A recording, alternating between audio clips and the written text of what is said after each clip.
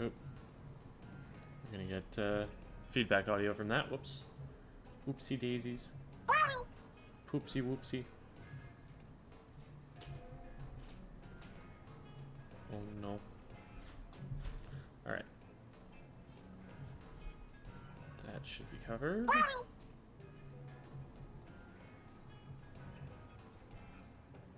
Okay. Put this up here. And this over here. And we should be good to go. Checking to make sure I can read chat still. Yes, I can. Nice. I did it. I saved the city.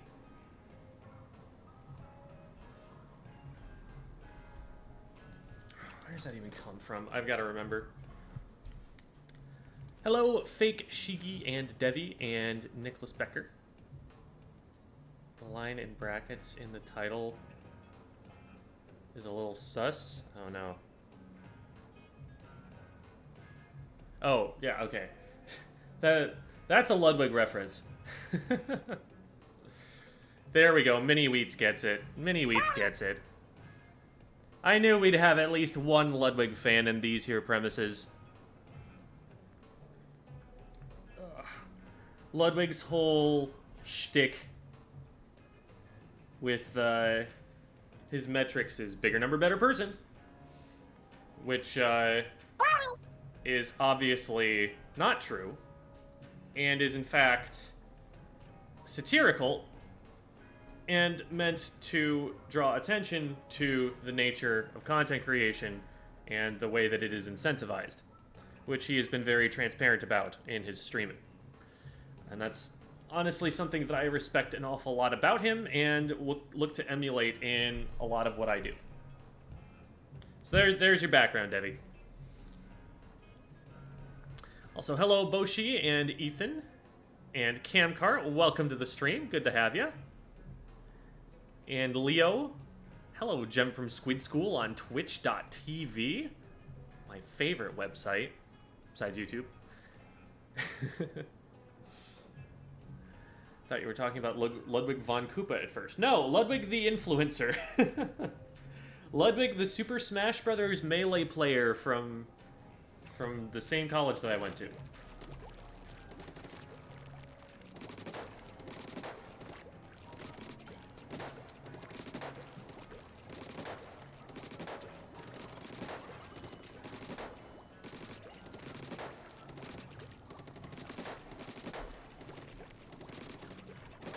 Bashi. Okay, thank you. How did you get S+ so fast? Oh, there are people who are at S+ 50 right now. Like, compared to some people, this is not a lot right now.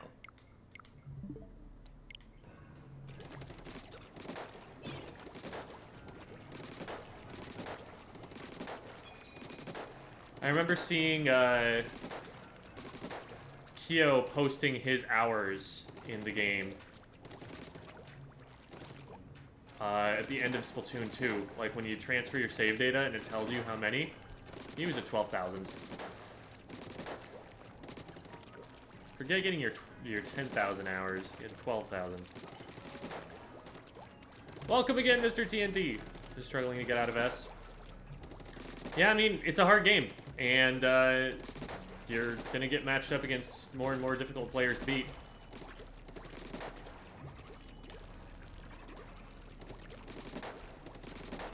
But, it seems at the moment that the ranking system's not working especially well as a ranking system. It's doing a lot of, like, rewarding people for playing the game a lot.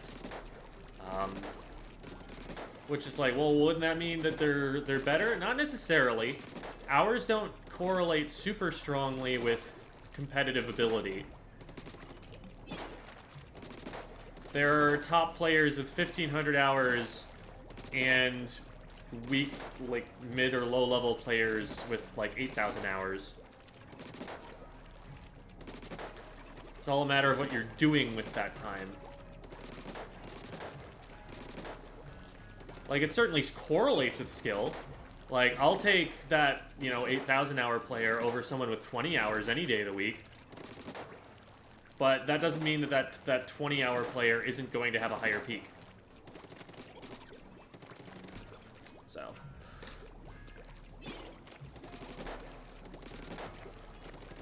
Yeah. Kyo is a machine. Like, Kyo plays a lot. To the point where you have to wonder, like, is that even the most positive way that he could be improving at the game? Because sometimes you start to build bad habits that way. If that's, like, very thoughtful practice the entire time through, like, he has a kind of stamina that few other people have. Oh, so it only shows up as 4-star, and not as... Because this is at, like, 2 stars, I think. I've got the sticker for this, which, by the way, I need to remember to go and put into my locker after I play the gacha, I guess. Oh, I thought I had a first of the day ready, and I did not. So I just spent 30,000 on probably some stickers or something. I didn't even look. Ooh, that's a yikes.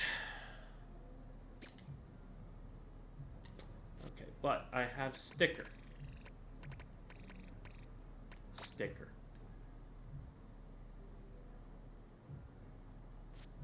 No. We're just gonna get it lined up real nice right here. So it's parallel and boom. There we go. Just like the others. You can't really see it until I take it out, but these two are hollow stickers.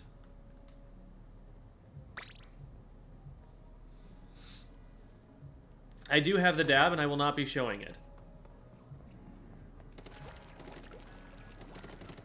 Level tick is actually more useful than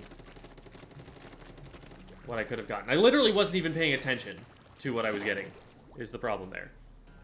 Okay.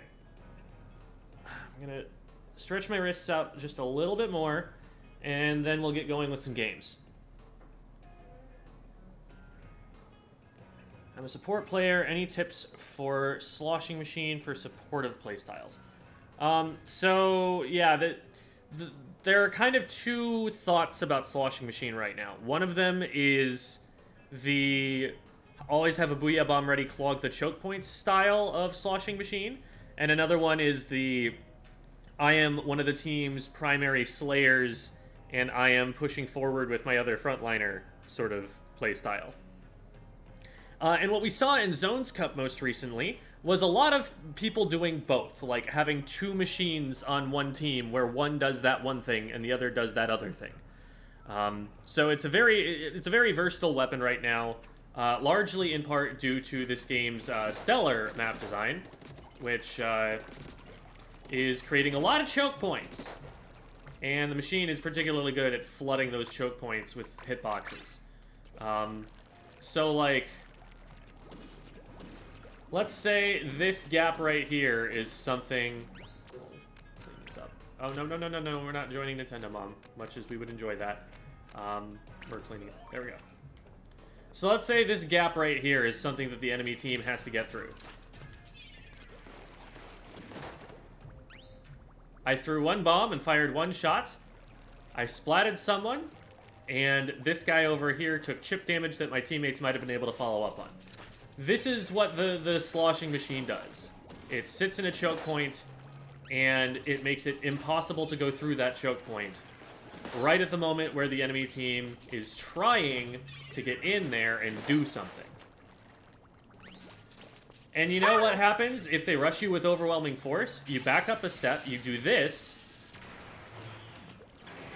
and they are not in the choke point anymore. And you can just kind of do that. That's what makes this weapon so strong right now. Just, how do you get through this gap if there is a single Sloshing Machine looking at it? That's just too easy right there. So, that's the idea for how to play the Sloshing Machine right now. That's why it is one of the strongest weapons in the game, besides the fact that Booyah Bomb is one of the strongest specials in the game as well. At a high level, you are often thinking, like, okay, what special do I want? And then what main weapon do I want that can get that special second? And so, like, if you want a Booyah Bomb, you are probably running a machine, unless you have, like, a Hydra main who doesn't, like, want to learn E-Leader or something. His E-Leader is being very, very heavily favored in Backline right now.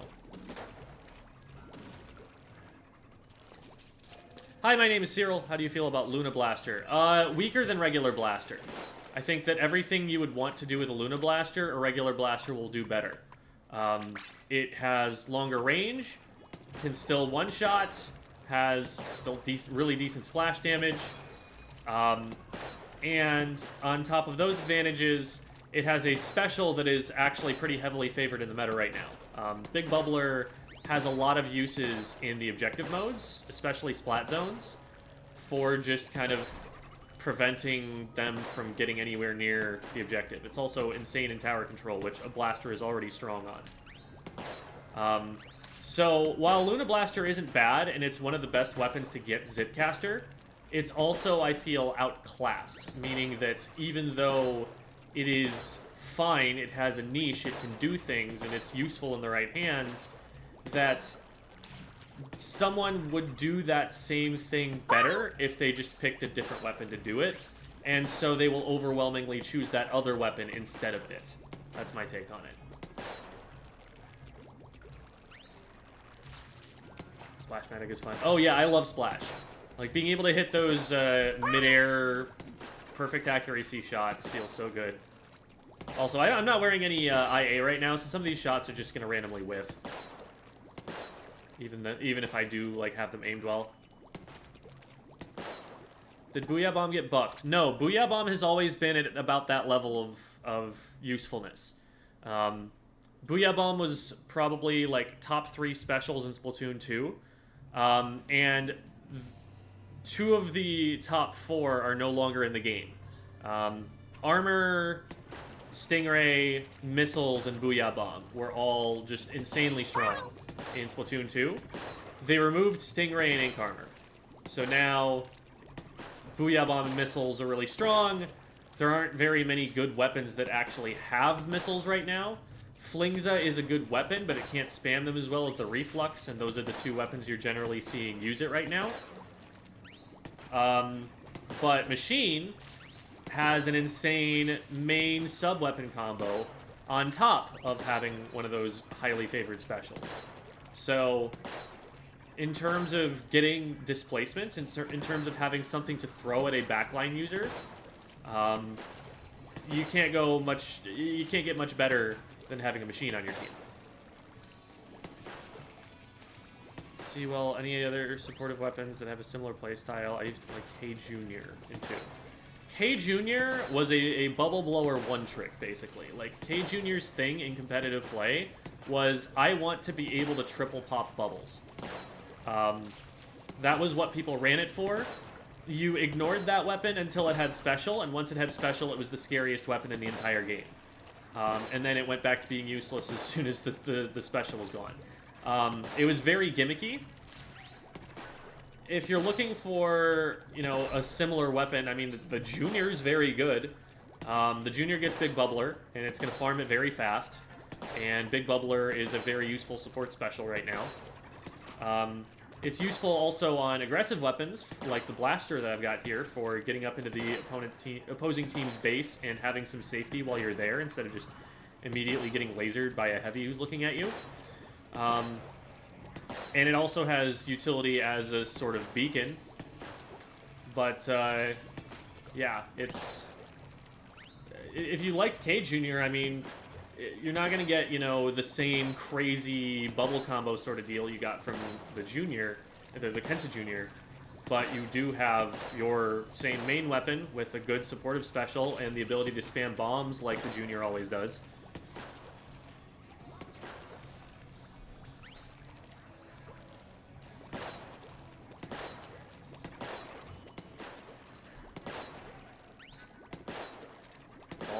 Ballpoint's a solid main weapon for sure. It is a weird kit for it, but one that isn't necessarily terrible. Like, it definitely has use cases.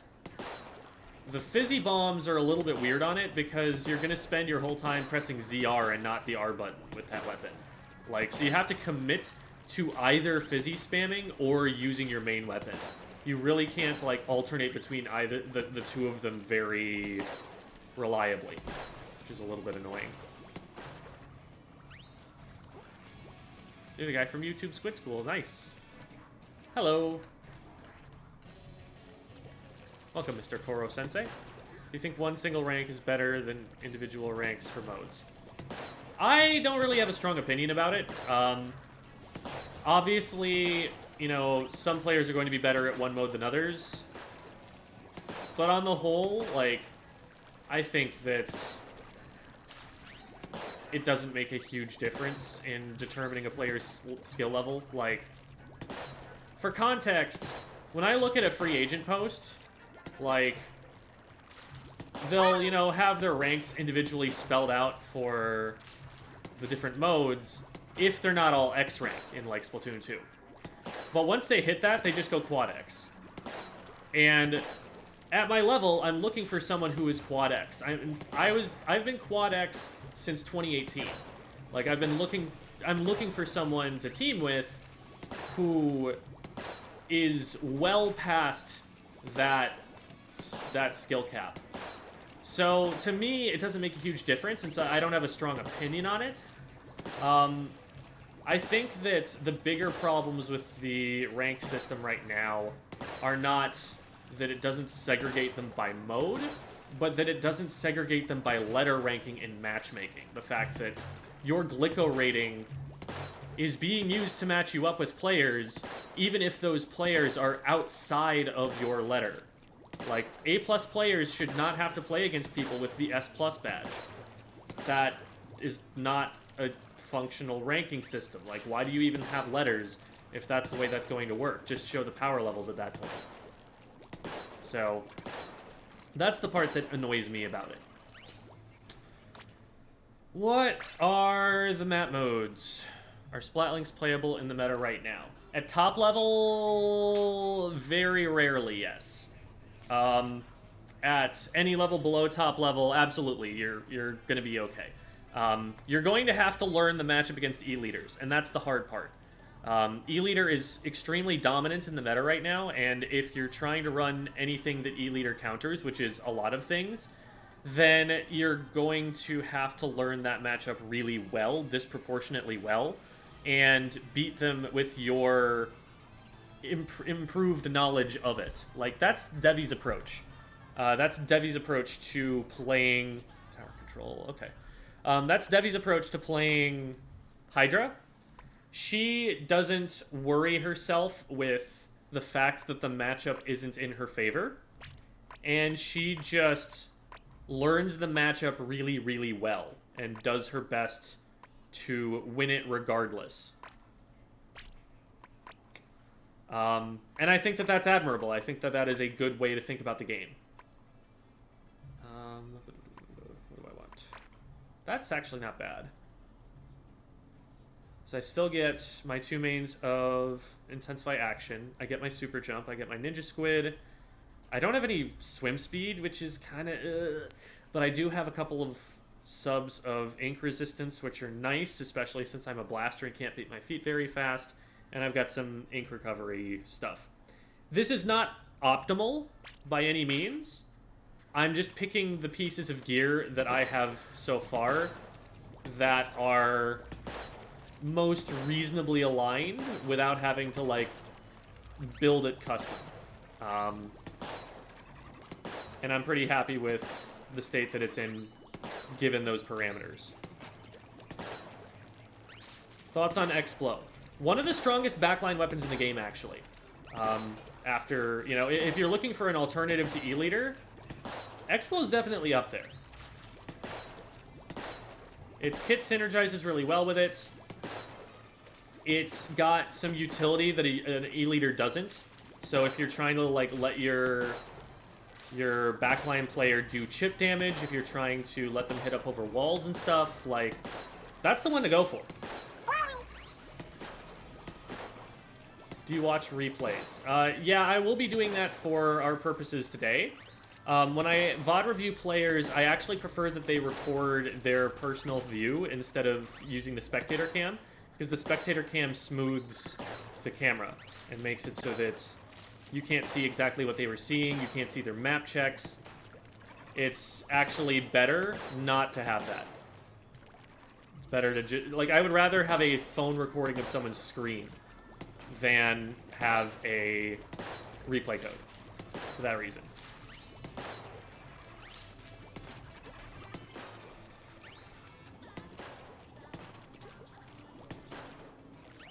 Yeah. The strength of intensify action, to my knowledge, has nothing to do with squid rolling and squid surging. Because squid surging generally puts you at a disadvantage most of the time. Squid rolling has some limited utility, but a lot of people are starting to write it off competitively. Like, they're using it less and less. There are definitely use cases. It's not like you should just never do it. Like, being able to get off walls like this is insane and awesome, and I love it. But how often am I actually going to squid roll in an encounter? Maybe once at the very beginning of it to get armor frames and throw off their aim initially. But after that, I'm focusing on hitting the shots and just swimming to where I need to go. Especially on a blaster, you know, I'll probably get a little bit more use out of squid rolling than most weapons will. But on a shooter, like, that one shot of armor, I don't know. If you're looking for a little dash like that, you probably just play a blaster. Or, not a blaster, a dualies. I don't know why I said blaster. Makes squid surging charge faster? Yes, and squid surging is not that useful. There are very few walls in the game where it's faster to squid surge than it is to do what I just did. Like, that... Think about not just how long it took to charge, but also how long it took to get my feet on the ground. Because getting my feet on the ground is the important part. That means I can move again. If I'm just, like, sitting up there in the air, it's like, woo, haha, take that charger, oh, I missed. Like, that's not helpful. Being able to just zip up and then ledge cancel at the top is what you're looking to do. Like that. I didn't even press the B button. Yeah, I need to press it twice.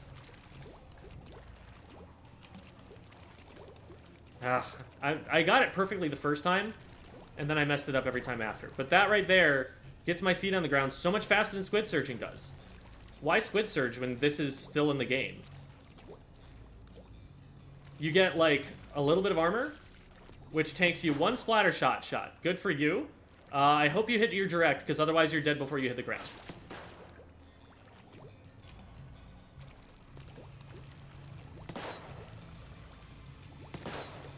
Intensify action, go to 96.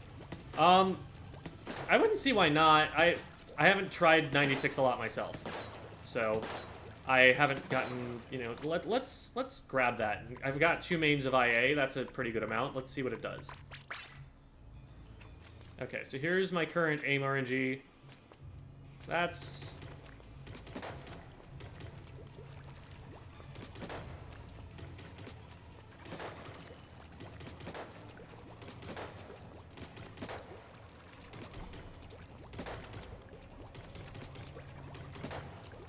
I probably still wouldn't be trying to jump shot with this thing. But if you have to in a pinch, I mean, it's going to help.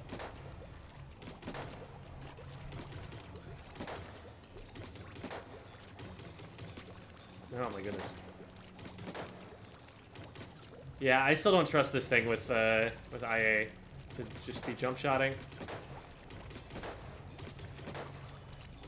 Because another thing about the gals in particular is that starting to swim resets your aim RNG faster. Like, when you drop into the ink after firing, you get back to your first 2 shots being pretty accurate. And you're going to reset your aim RNG slower if you have to drop into your ink after jumping.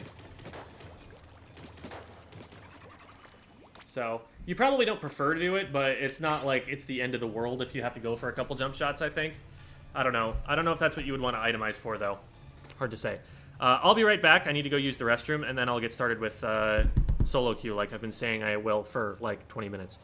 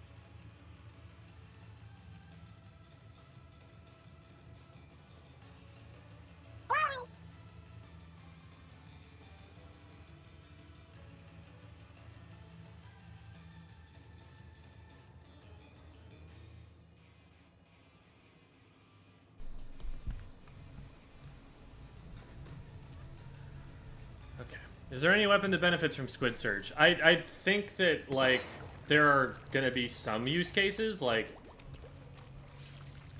I found myself using it in a situation where I needed to clear... I needed to get up this wall, right? Well, it's not painted. So I Squid Surge up, and I'm able to climb that without having to stop and paint it or something. So that's one use case. I guess if, like, you know, you can do something like that. And that just lets you, like, let go of the control stick and focus on aiming on your way up. Like, that sort of ambush could possibly work. But, it's very, very situational. Like, I would not recommend that you do that to climb most walls. Most of the time, I'd rather just get up over the top, like that. Most of the time, I'd rather just climb. Another thing about it is that if you start going up the wall and realize this is a bad idea, if you're just swimming, you can, you know, abort out like that. I guess you can here too, but it's happening faster and giving you less time to react to it. But, like, this loop right here is very cool. I love that you can do this.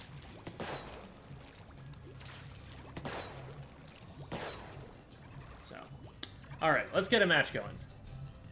Tower, Mahi, and Mako. Well, one of those is a good map.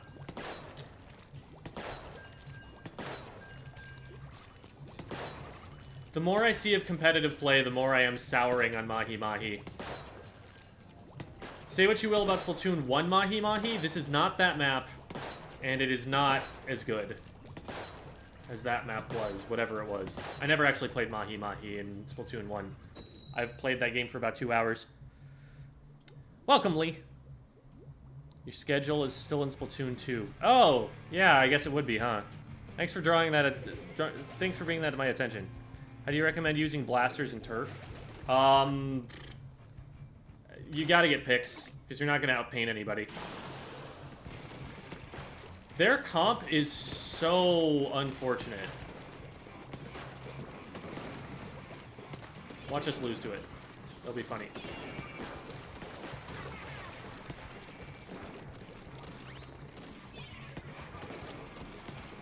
Okay, now we've got controller right side. We just need someone pressuring left, which is something I am uniquely equipped to do.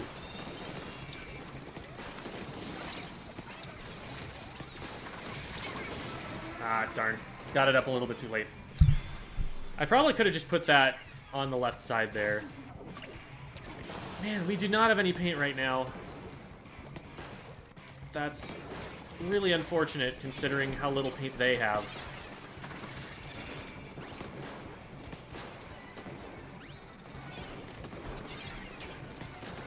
Ugh.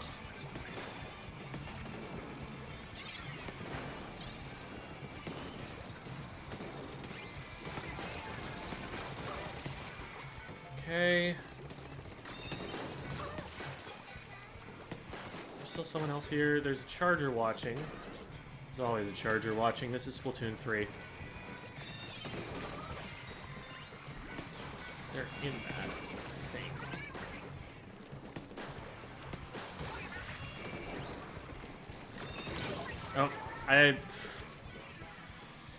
Oh, bad idea to challenge the charger there. I was trying to get the bubbler up, but I should have known I didn't have enough time at all.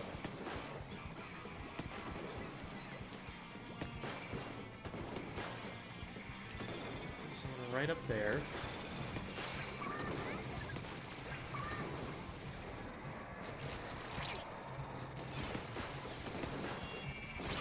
Oh, that actually reached. I did not think that that was going to do enough damage.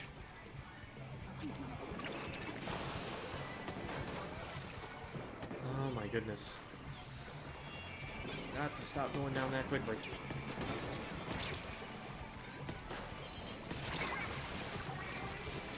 I say as I go down quickly.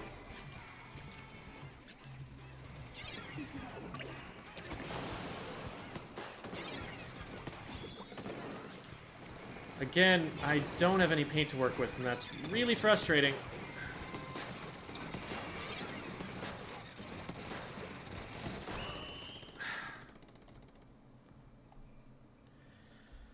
So, I needed to be doing a better job of backing up and helping my team regroup. I feel like when I'm backing up to the left, and then the play is ending up being on the right, and so I'm out of play when my teammates go back in. So they're ending up in, like, numbers disadvantage.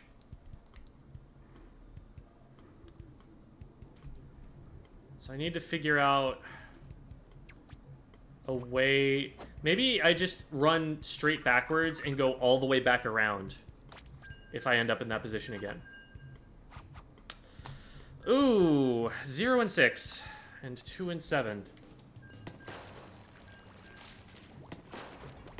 That will hurt. Another thing that hurts is that I figured we had a massive paint advantage because Jet Sculpture does paint a lot. But I guess if they're dying 7 times, you know, just dying to the E-Leader, presumably. I guess they also had a heavy to contend with, so, like, it's not easy to position carefully there. But with them going down that much, that meant we had a lot less paint. In Splatoon 2, at least, the idea with a Jet Squelcher was that you play very paint-heavy.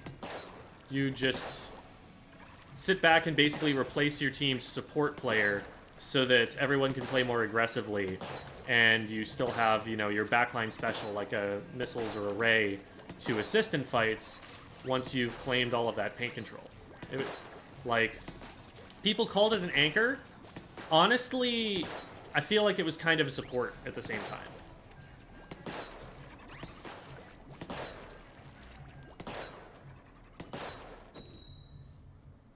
Punisher E-Leader, that's one confident B- person. Eh. It is a good thing to play if you can use it. And the way that you use it is by messing it up and learning from that. How do I become a more aggressive player? I'm a midline machine player, but I need to be... more aggressive. That's... What you want to do as a machine player is zone. You want to keep them out of space that you control. I'm going to test the waters over there. And okay, this guy's trapped since they've dropped down here. Like, they don't have a way out of that position. They have to kind of overcommit. Just like that. Drop this. And now we harass the back line.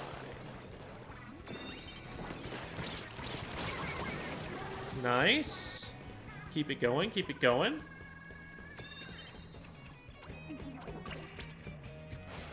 Not a huge fan of the fact that we're both on the tower here. We could be pushing up in front. Okay, maybe we could. I stand corrected. That is not going to work. Although, the thing is, if somebody had been pushing up ahead of time, then I would have had more space to work with as I pushed in myself. And that's really what I want to be seeing. But I also totally get that they were just being bombarded by things if they tried to get out of the shield. Nice. Got a wipe.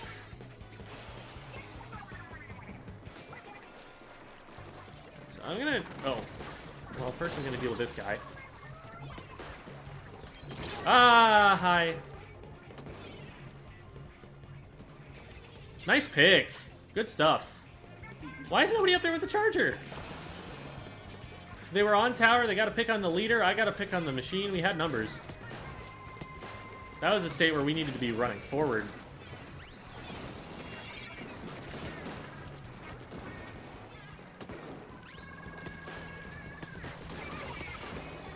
Nice.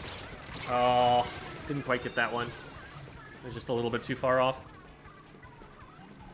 Certain maps do you think chargers are strongest in? Maps where there's not enough cover in places where you have to be, like Mahi Mahi. On this map, how do you get into mid as a frontline or midline player? Like, what do you do?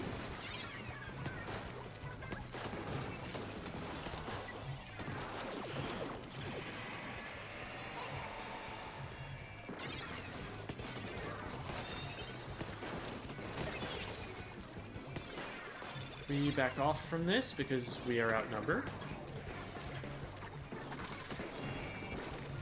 Got this.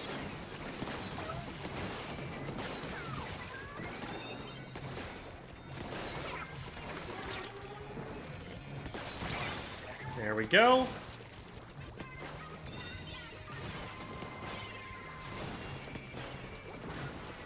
Nice.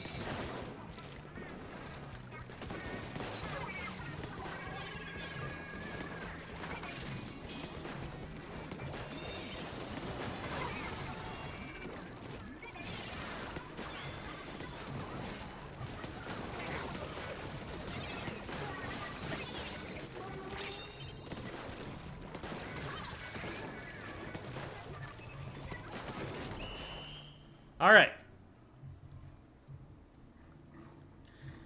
If they do let me get through mid somehow and get underneath that ledge, now they're in a lot of trouble. But the problem is, I need to do that against a charger, and that's not easy.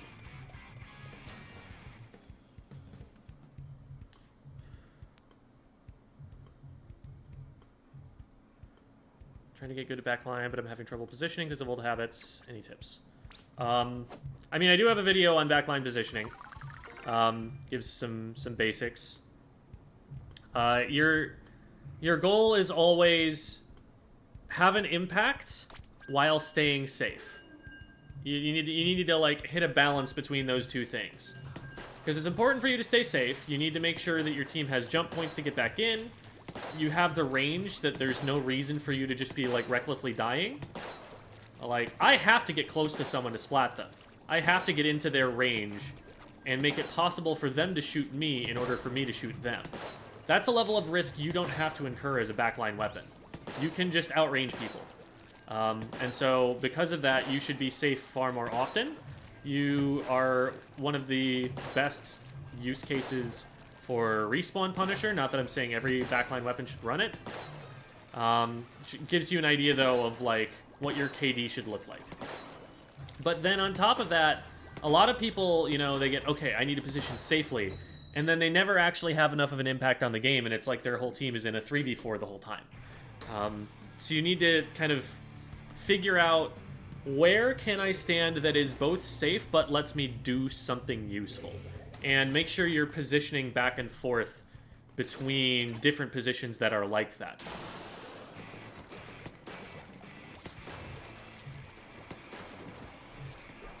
The shorter range the weapon... Ooh, hello. Okay, they saw that coming from a mile away. The shorter range the weapon, the less you are able to be safe in that way. And the more you're going to need to, like, know the range of your opponents so you know how to successfully approach them if you need to. An E-leader does not have to approach people. Yes, yes, fight over here. Yes, yes, indeed. Look at me, I'm so scary on your flank.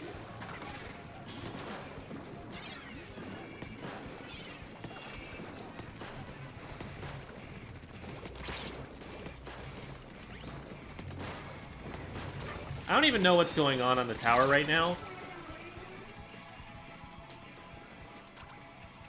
I got so deep in their base.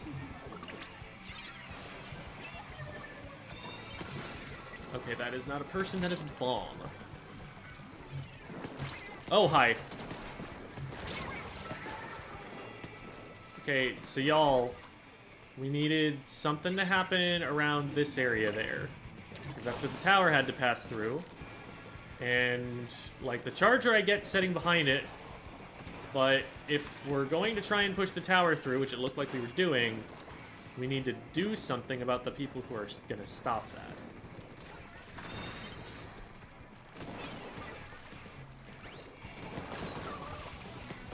Okay, just the blaster. I don't know where they are.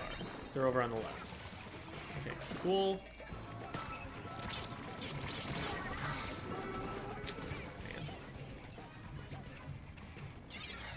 In that situation, it should be our junior who is taking the tower. Because for one thing, they have Big Bubbler, and so they're going to be able to drop that as soon as they have it. For another thing, I am better suited to pressuring forward than they are. But if nobody's going to get on the tower when we have advantage, I'm going to do that so that we can get anything out of the push that we just won.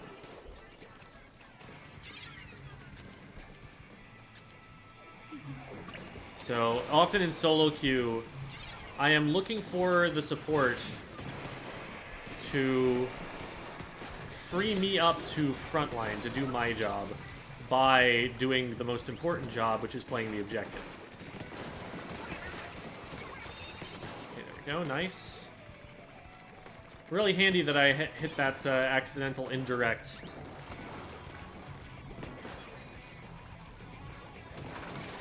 Okay. They have one already, that's nice. Alright, we take those. Keep going, keep going, keep going.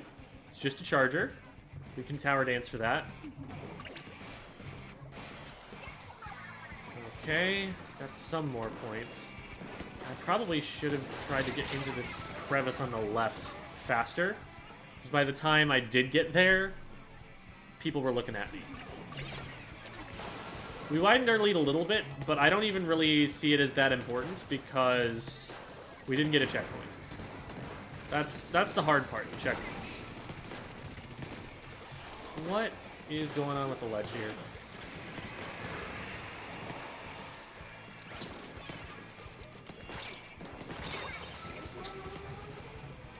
That was well played.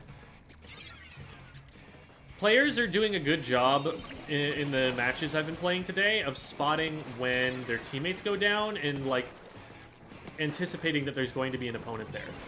That's something that, like, you just have to universally expect in competitive play, but that in solo queue is a lot less common in my experience, and players are doing that a lot better than I'm used to.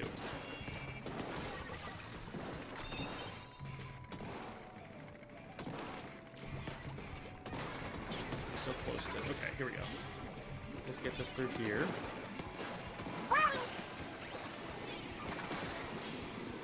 Really, really well staggered special there. I'm happy to take this fight even if I lose it, because these two are both off the tower right now. We made it all the way to third checkpoint, and in the meantime, that was a 1-for-2 trade. We got third checkpoint, and we win the game for that. 100% a good fight to take. I will take that every day of the week. What do you think is the best role to play in solo queue ranked? The one that your team needs. Let me explain what I mean by that. FLC's got a document that he wrote called Fluid Roles and Priorities in Splatoon 2. And the main thesis of that, where he does break down, you know, what the roles are in a given game of Splatoon. But his main thesis of that whole essay is you need to play different roles with whatever weapon you are using. Like, just because your weapon is good at one role does not mean you are playing that role the entire match. There are different priorities that your team has, and yes, certain weapons are going to be better for playing certain, you know, objectives than others. So, like, some are going to be better at getting kills, some are going to be better at getting paint control, some are going to be, you know, better at farming specials. There are different things that different weapons can do for you, But if you're a junior player and your thought is, my job is to farm for specials, which it is like 70% of the time, and you don't engage on a fight your team needs you to engage on, even though your weapon is not the best suited to fighting, you are not doing your job. Your role is to play whatever your team needs you to do at that time. Now, you're asking, like, what kinds of weapon classes, or, like, what sorts of, you know, primary objectives that those weapons have are best in solo queue. And the answer is, there are... If you play your weapon well, you should do well in solo queue. There were people on every weapon under the sun in top 500 in Splatoon 2. Like, the weapon is not holding you back from doing very well in solo queue ranked. It is top-level competitive play where weapons really start falling off hard because player skill cannot carry what is otherwise a less optimal weapon.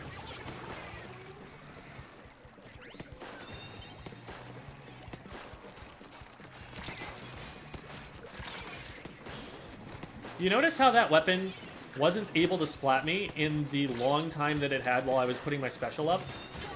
That is why the Undercover Brella is not a good weapon.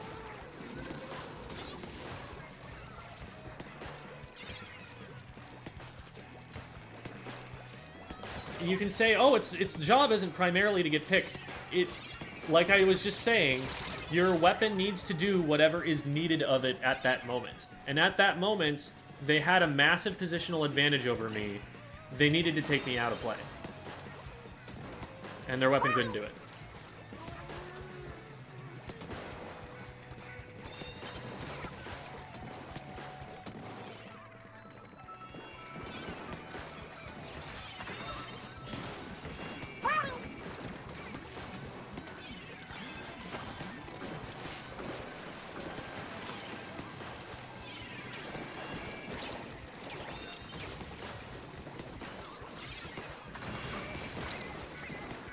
I'm just randomly shooting around the sides.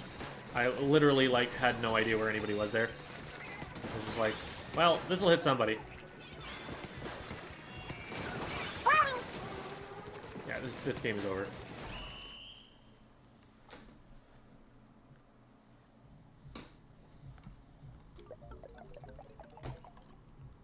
What kind of buffs do you think the Undercover Brella needs?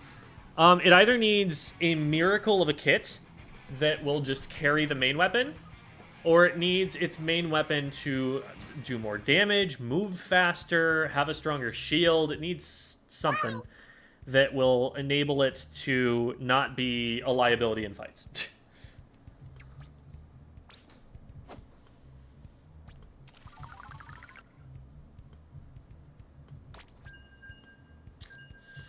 That went pretty smoothly, if I may say so myself. I also outpainted everybody. It's an interesting side effect of being a frontliner. You actually tend to paint more than most players if you're successfully frontlining, because you're gaining access to more enemy ink to unpaint for them. Redundant paint is not paint that counts for basically anything. Like, I just painted that. That was pretty good. If I paint right here, I'm getting, like, this little speck right here. That's like 1p or something like that.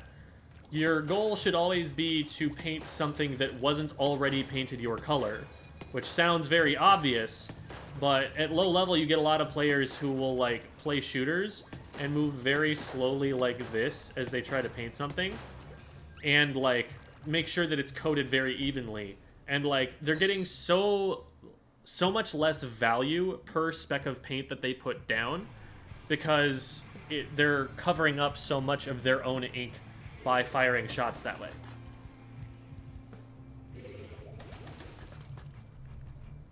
Y equals AX plus B. They're aligned. I guess they're a Charger player, so they're talking about geometry for that.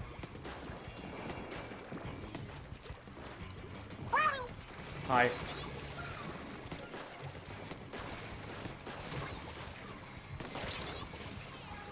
Full stringer shot. That was very threatening.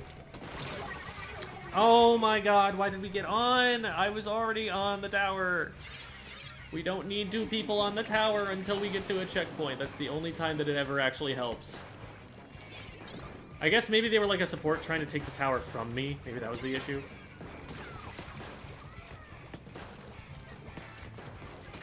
But that is the reason that you don't want to put multiple people on the tower for very long. You guys have not secured your stack, and therefore I will punish you for it. Hi.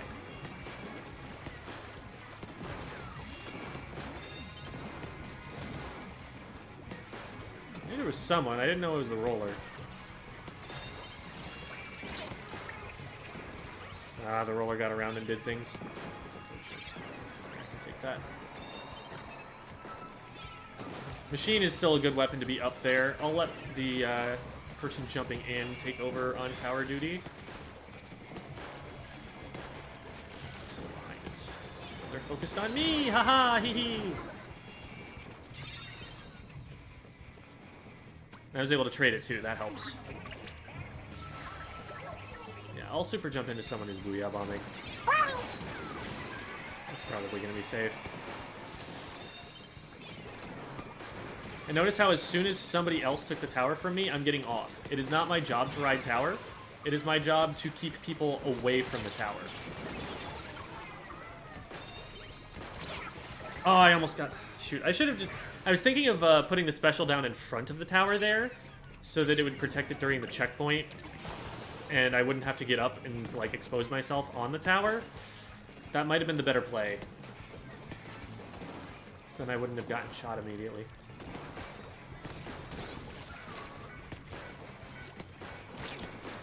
I should die for this, but instead, I will get a clean 2.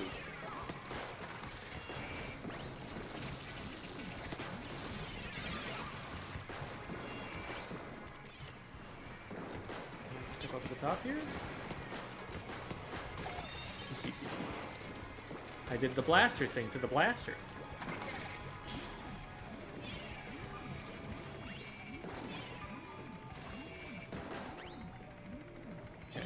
Through here.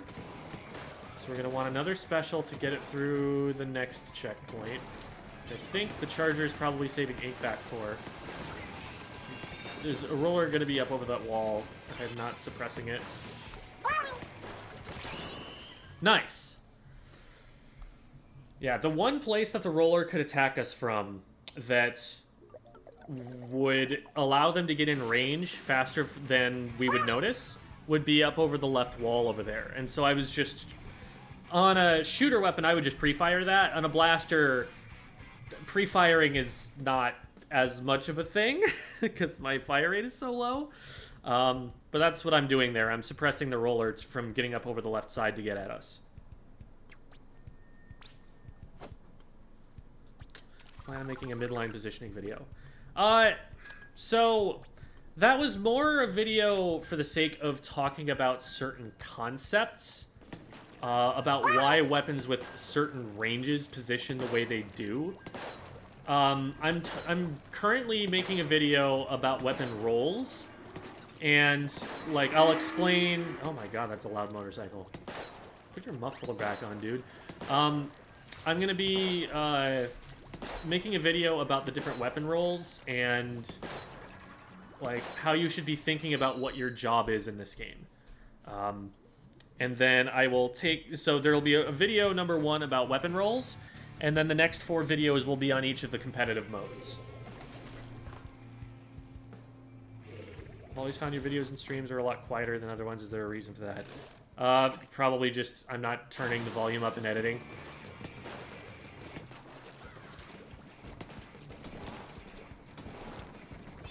Using the dab? Absolutely not. I have dignity.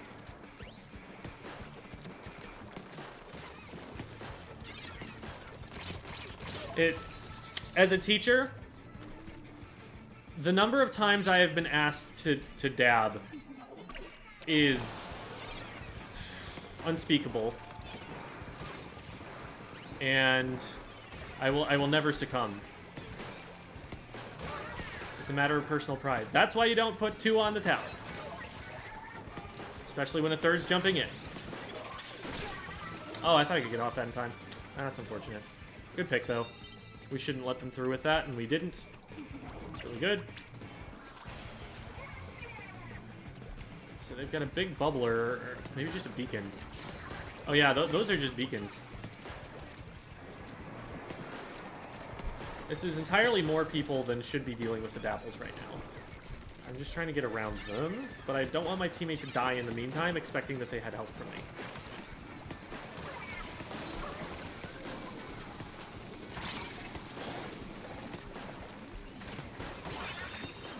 All right.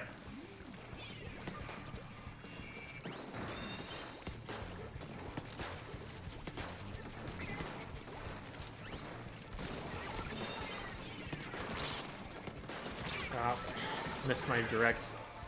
Ah, oh, come on. They're a Dapple Dualies. Like, if we just use our range, we should be able to beat them.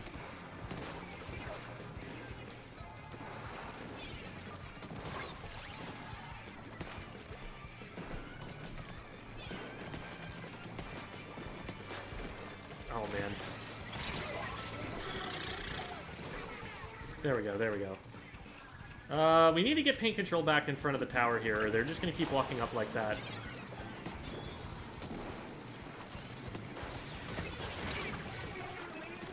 Well, that's my bad for not paying enough attention to that special. Good job on the team for cleaning it up. Now we need to get forward, and we need to get paint control. It looks like that's what Z Nero is doing, which is great. Alright, tent is down as well. There's one right here, and they got their wall up in time, but that doesn't matter, because I hit a sick direct.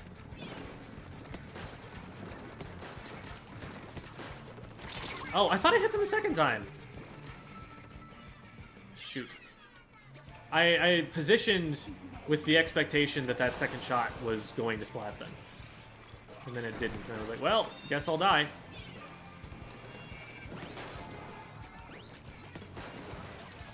Okay, that's 3 down. Nice. There's someone over here. I know that because they ledge glitched off.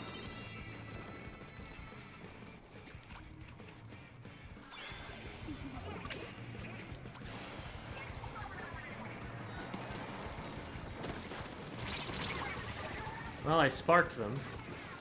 That doesn't count for anything, but it makes me feel better. Having trouble playing brushes since I wanted to try them out. Any tips? Brushes are oh my god. This is what I get for trying to talk while I play. I want to get to more of these questions, and I don't want them to just get buried, but also, when I look away from the screen, I'm not looking at the Dapple Dualies. So, brushes are a very unique weapon class that I don't play. So, I only have so much that I can talk about with them. That's what you do to Dapple Dualies. Walk backwards, hold ZR, win game. But,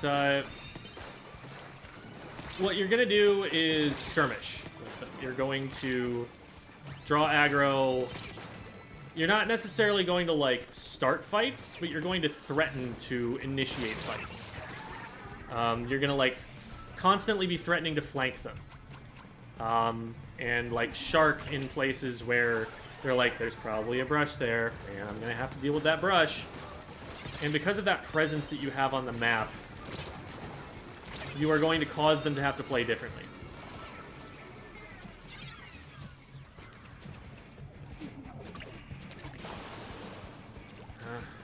Well, the Dapples outplayed us. We kept getting flanked by them, and we weren't checking. And I definitely put myself in some positions where the Dapples was able to get on top of me when they didn't have to. That one time I talked about, you know, this is how you play it. Like, that's what you do to Dapples, and in theory, that should always happen if you're positioning well, and they should never really be able to get away with much. But, against people with flawed positioning, like me, it can work.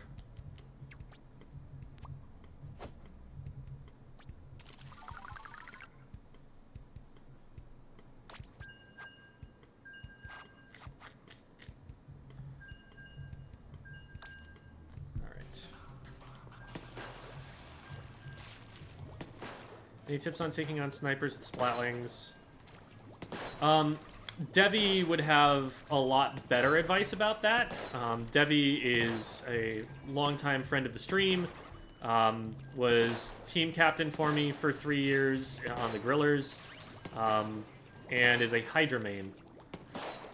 She is in the Squid School Discord server, which you can find from these links.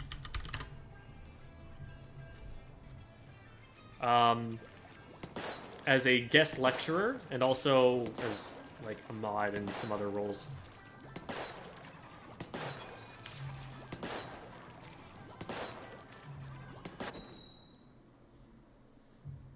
Got a gifted membership to your channel? Yeah, I think it was RAM, R-A-M, that was giving those out. It was very kind of them.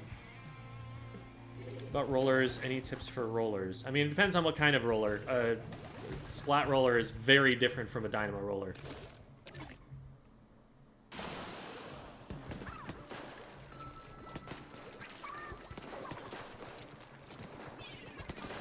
Oh, there was someone there already? Jeez, that was fast.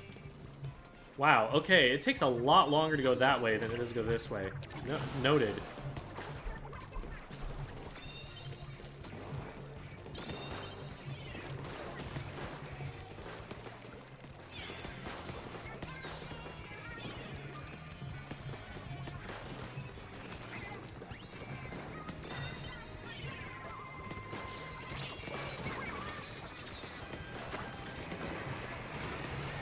Oh, the frickin' stage.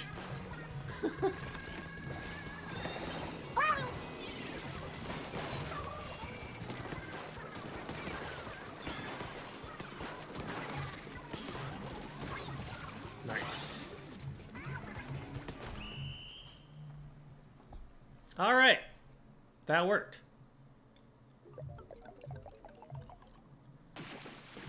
Got deep into the negative points. Seen one other person experience this. Is it a really common thing, and is there an explanation? So the game does not matchmake based on your letter ranking. It matchmakes based on a hidden quantity called a Glyco power. Glyco 2 is the ranking system that is used in any of the Splatoon, or at least from Splatoon 2 forward. I don't know about Splatoon 1. And it's that, if you've ever seen an X power or a League power, that number that's like 2,000 or 1,800 or something like that that would show up. It's that number that is determining, you know, who you're getting matched up with.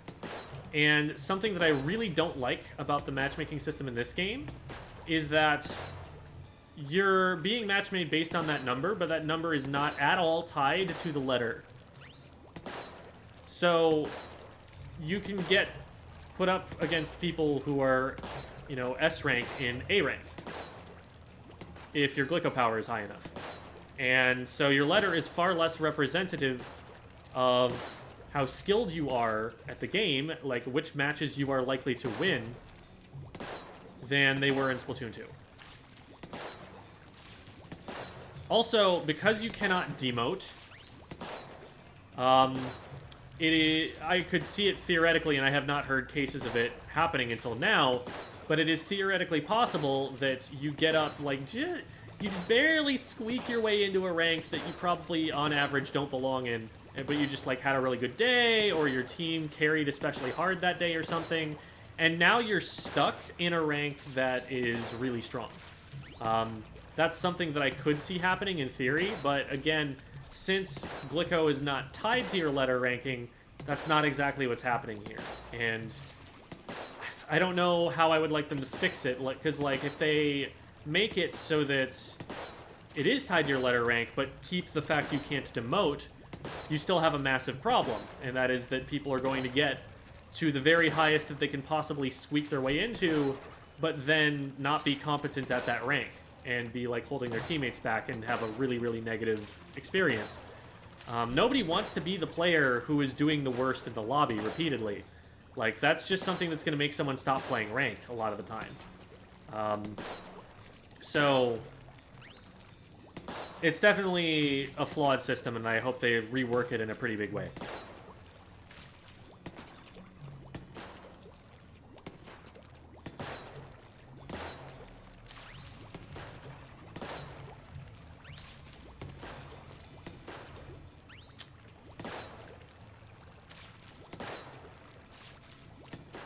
Feel bad for the people that have negative points. I didn't know it went negative. Like, I've been meaning to kind of look into what happens when you do lose all of your rank points. But the thing is, I also don't have a way of, like, empirically testing that. Because what am I going to do? Throw matches? Like, that's not ethical. Since it hasn't happened to me yet, like, I don't know how that works. So, I don't know. Maybe there's a video out there about it or something.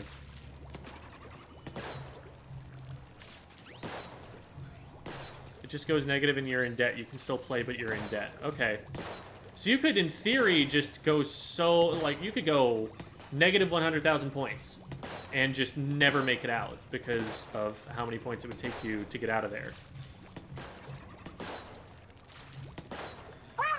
I also don't know exactly how your points scale as time goes on. I don't know if it's a flat amount that it scales up by that costs and that you gain back, or if it's based on your Glyco rating or something. So I've got a lot of questions about how it works.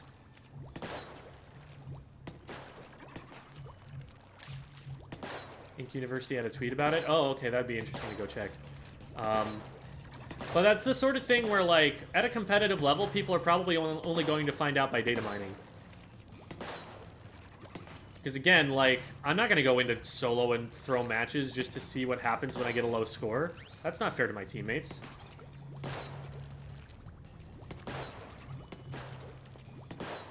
I guess I could, like, get a whole team of people who are willing to do that and throw in Anarchy open for a long time and ruin matches for our opponents. Like,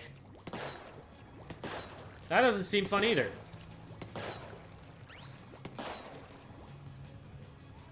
Is it bad you can only use one weapon at a higher level than others? Not at all. Especially if that is a good weapon. Like, Splattershot is a really solid weapon class, and a lot of its skills are going to transfer over to other weapons anyway. But, that is the way that I think most people really are. That they have a weapon that they are best at, that they would want to use in most cases. It's good to play other weapons and get knowledge of other weapons. That's part of why I was doing my Weapon to X series, so that I'm better at coaching people on how to play things like the X-Blow. Because I've played it myself for longer. But that's usually in pursuit of game knowledge, not in pursuit of getting better at the game.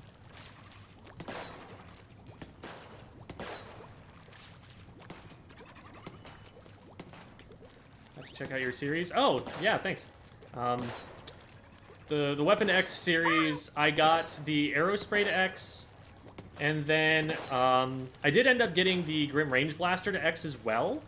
The Heavy was within one, it was at S+9 in like one more day, and I definitely would have got it, but then Splatoon 3 came out. The Goo Tuber was a little further behind. I think it was in like S+5 or something at the end. There are edited videos out of most of all of that, but the last few never got put out because my attention immediately focused to Splatoon 3 as soon as that happened.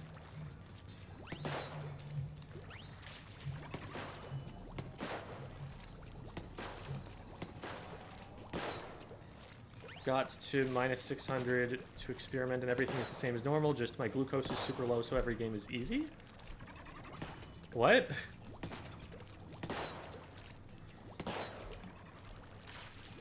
How it can get a silver medal for something like #1 overall splatter or something? So gold and silver are just like first and second place. Like, overall splatter, it's KA. So, like, the higher your KA, the closer you are to getting the overall splatter medal for your team. And then enemy splatter, I believe, is just K. Someone correct me if I'm wrong on that, but I think that's the way that it works.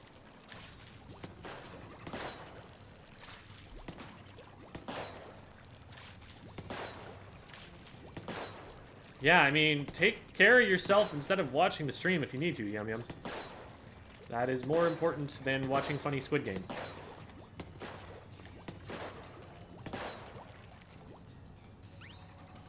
But yeah, KA is kills and assists.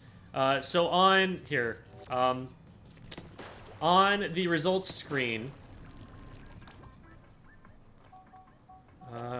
here, there are 4 numbers. Well, okay, there's the 500p in the score, but like for each individual player, you get P, which is number painted, then the number with the like orange splat on our side and the number with the green splat on their side, that's KA.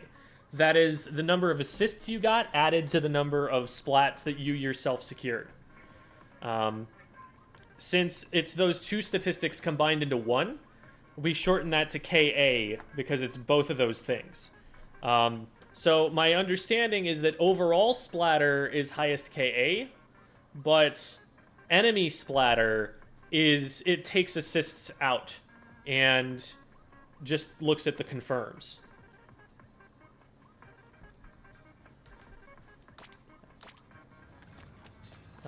Obviously, you know, in Splatoon, there's splats and not kills, but it's a term carried over from other video games. Like, people talk about your KD ratio in all sorts of different games. They talk about that in MOBAs, they talk about that in other shooters. It's just a very common statistic to be useful. So, we borrow the term from that. You'll also see KDA.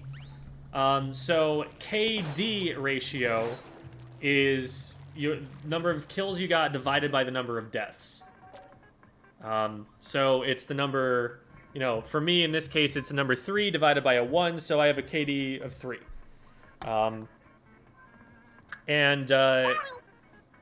The KDA then would be a spread that isn't actually shown on this screen, but it would be number of kills, and then deaths would be considered and assists would be considered separately. I think assists get weighted as half or something like that in a KDA. So, for example, if you're familiar with, you know, League of Legends and their idol group that they've made, they call themselves KDA, which is a reference to that sort of stat spread.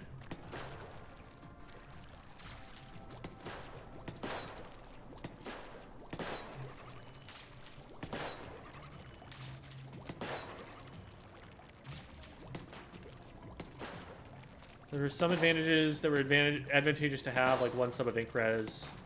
Quick respawn was not one of those. It was in Splatoon 2. The utility subs were Bomb Defense DX, Special Saver, ink res. You usually wanted 2 subs of if you could help it, and at least 1 of Quick Super Jump. I personally prefer 2 of Quick Super Jump. That would be like a full kit of like the utility subs that just, you get disproportionate value out of those particular subs for having even a very small amount of them. Like 1 sub of Special Saver, which would get you practically nothing of any other kind of gear, saves you 3% more of your special when you get splatted. Which is a meaningful amount considering that like it takes 180 or 200p to farm that. Well, 3% of that is not an insignificant amount of paint on the ground.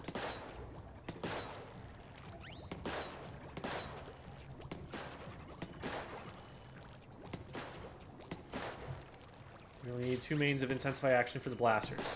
Yes. 1 is definitely a lot more inconsistent feeling, and I've tried 1.2 and didn't like that either. 1.3 is... it is 1 ability point away from being 2 mains. Might as well run 2 mains. But 1.3 works too. 1.3... So, when I talk about gear, the first number and the point that I'm using is... I don't like that system of saying 1 point something because it confuses people into thinking it's decimal based. It's not.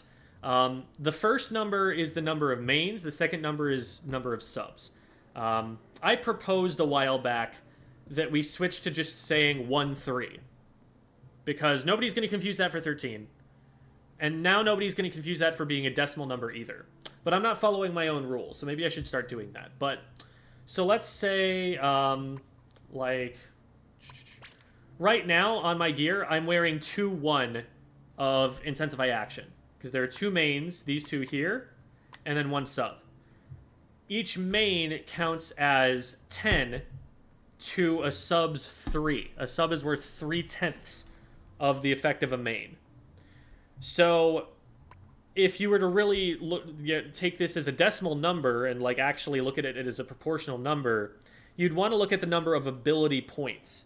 So a main has 10 ability points or AP, a sub has 3 ability points.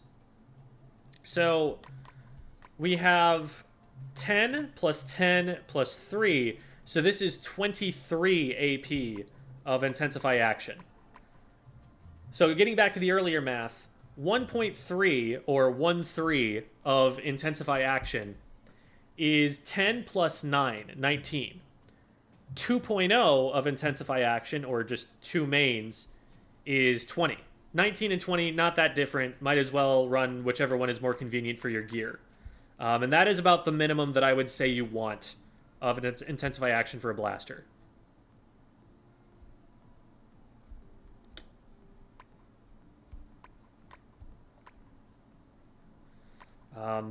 Yeah, there is no 1.25. That is not, like, that doesn't make sense in the context of this system.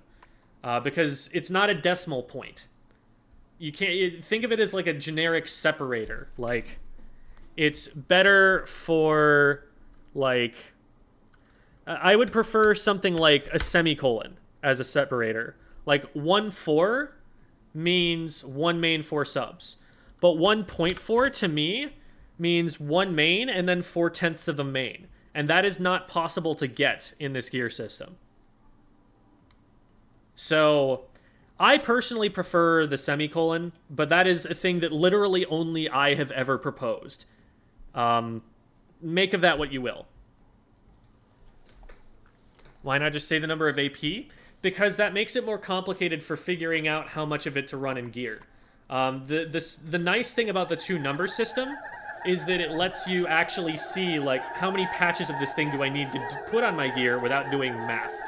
Thank you so much for the raid, BuzzyCo. Really appreciate having you guys here. Welcome, my chipmunks.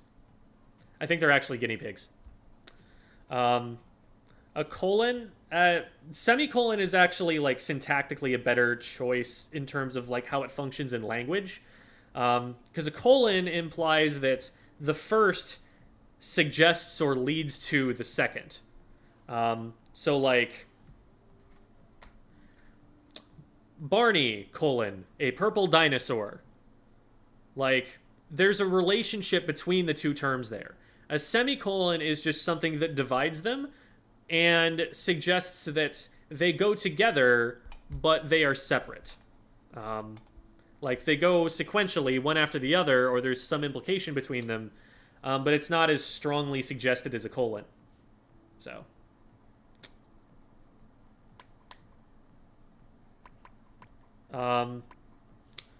So, yeah, the 1M4S, and literally the only problem with that is pronunciation. Like, it's slower to say. And being fast to say is really legitimately something that will change the language in a significant way. Like, think about going to. I am going to do this. I'm gonna do this. It just cuts 2 syllables. But cutting 2 syllables feels like way easier to say, and people are way more likely to do it. So that's why I think the convention of like 1M4S, while being really good, is not going to stick around. Anyway.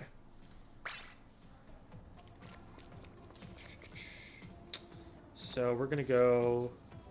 Yeah, I mean, sentences can just theoretically be as long as you want them to be.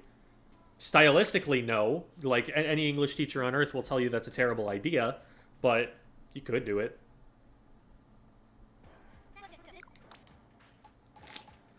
Okay, I still don't have any Sheldon licenses. I did get a new freshness point on the the Splash-O-Matics, so I'm surprised I'm not getting those. Oops. Okay, those are nice. Okay, I already have it with 3. I think I already have these with 3 too. Yeah. Not gonna worry about that yet. These, I think... Yeah, so these I could raise the star power of. That would be useful. And then... Don't really care about those. Already bought those. Why is everything a main of ink resistance? Nobody needs that. This I've already... Okay. Only get through the first freshness level per weapon? Ugh. That's annoying. Alright, well... I haven't actually gone and VOD reviewed anything yet. But I've been waiting for a match that, like, felt like... Well, I think I've lost once. Let's go take a look.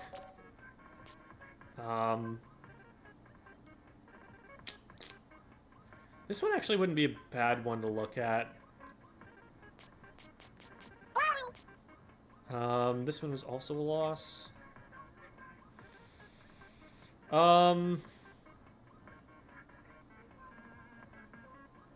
See, here, I feel like it was more... My teammate died 6 times and splatted nobody, and another one died 7 times and splatted 2 people. That seems like that would be enough to explain a loss. But let's take a look at this one, because I'm sure there are some things that I can be doing better here. And it'd be interesting to think about. Any tips for getting practice with matches that feel like...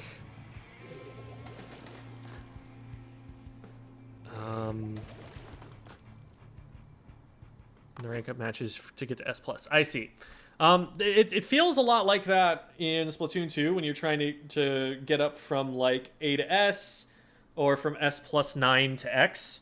And my advice is learn as much as you can from the battles that are harder and try to take that information or those skills into the lower rank matches and see how the lower rank players are being defeated by that higher pace of play or that superior knowledge. Like, try to realize, like, how you can abuse what you're learning so that you're getting up through it faster and getting more opportunities, and eventually you will learn enough at that level to be able to keep going.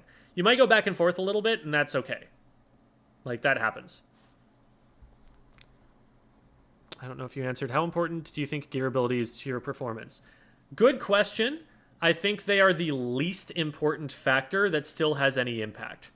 So it's not like they don't matter, but like I could give a player like Kiver, a top player, the worst gear I can possibly think of, and he will still smoke 95% of the players that he beats the same way that he always has. What's more important by far, not even close, it's a hilariously huge gap. What matters more is your decision-making, your mechanics, and when you start getting into coordinated play, your team coordination. Those are the 3 things that matter far, far, far more than what aim sensitivity you pick, than what your gear abilities are, anything like that. And I worry that a lot of the time when players are asking questions about like gear or their aim sensitivity or things like that, like that they're looking for optimizations that they can improve to kind of give their ego a break from having to be humble and unlearn something they have learned. Because it is not an easy thing to be humble enough to learn something from your own game that went badly. Like, I'm about to, like, watch myself in a game where I die 11 times. I looked at that number and I was like, there's probably something more than I thought going on behind that statistic. And that's why I'm VOD reviewing right now, because I feel like I'm probably doing something that's not as good. But what some players will do, and I have seen this, is they will go, oh, I lost because I don't have my gear set up well, you know? I'm up against players who have all 3 slots unlocked on their gear. Of course they're going to do better than me. The advantage is not that great. When I did the How to Get Out of Ranked series on YouTube, I did all of that with the starter gear, and I didn't change anything on the starter gear. I did not optimize that gear at all. I did not add all of the slots that you could add to it. Sure, I guess the starting mains weren't bad for the weapon that I was playing, but it's not that important. You will absolutely do fine if you completely ignore gear until you get to a competitive level. Like, my advice in Splatoon 2 was literally don't even think about your gear until you get to S+ and have some chunks farmed. Like, use your gear up until that point to just farm chunks so that when you start to have an idea of what you want to do, that you actually have the resources to make that gear. When you actually get to the level where you're starting to optimize that stuff and you are starting to think about things like, what does my weapon need in order to function at a competitive level, that then you are starting to be able to get the gear to unlock those playstyles. But I think it is massively overemphasized, and I mean, it's great for content creators because we always have, you know, evergreen content on what you should be running on any given piece of gear.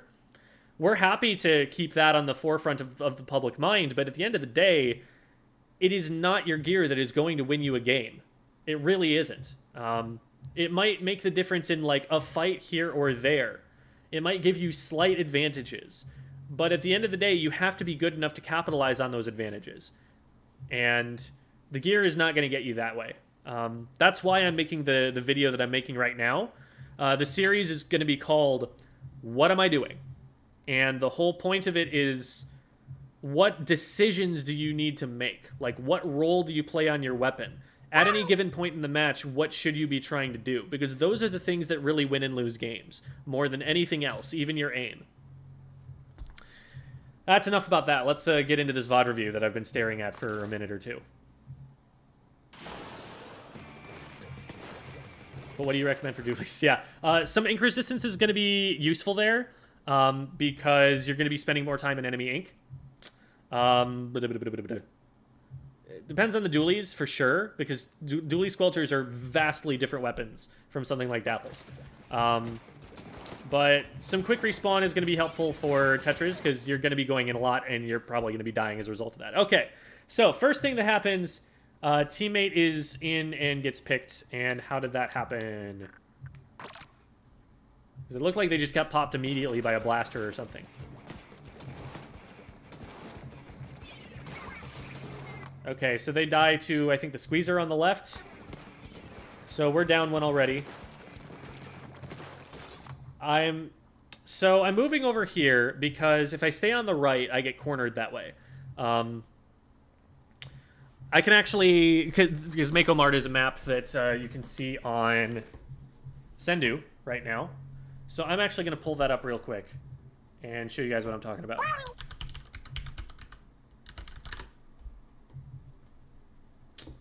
This is tower control, Mako Mart. What? That's not Mako Mart. That's Mako Mart. Okay, and I'm going to pull this up on OBS now. It's going to be black for a second because I need to get the scene correct. But now we should be able to see this. And let's zoom this in a little bit so it's only focusing on what we need. That's not a bad play. Oops. We'll be doing this. Okay. And now I can move this over here, and that's off the screen. Okay. That's pretty good. That's about as good as I'm going to expect it to get. Okay. So, on this map, if you drop, like, there are ledges right here, and I'm going to draw an outline of those. You cannot swim up the ledges, like, up until you get to this box right here. So this whole wall is uncontestable high ground. Since I have already dropped down here, I have two options. I can either run back in this direction, in which case I end up cornered right here. And Well, okay. I could go that way, and the reason that I say that way is that if I go this way, now I'm putting myself in a position where I could get pinched, where someone comes around from this direction and someone else comes around from this direction. And that's worse. At least if I come around this corner, I have the potential of being able to jump out if I see that someone's still chasing me. But if I back up this way, I can go all the way back around and do something like this and be back on high ground. So that's why I'm backing up. But I'm considering, and I talked about this during the match, I'm considering that maybe going this way is going to be better, because maybe they don't push me all the way out.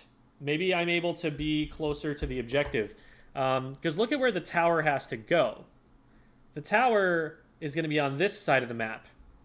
And if I'm all the way over here, I'm not having an impact on this. So, while yes, I could just run all the way back this way, that takes a lot of time. I'm thinking maybe the best plan is to try and set up here and hope that they don't like hard engage, and maybe trust myself to be able to jump out if I need to. That's something that I'm considering here. Because my default has been to retreat to the left over here, but it's felt like when I do that, even if I'm staying alive, I'm not having enough of an impact on the match. So that's something that I'm considering right now as I go through this replay.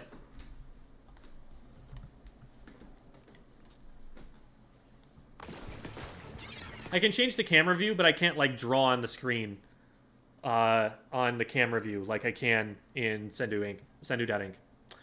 By the way, that website, in case you want to try and check it out, it's the plans section on Sendu.ink. Highly, highly recommend that as a competitive resource.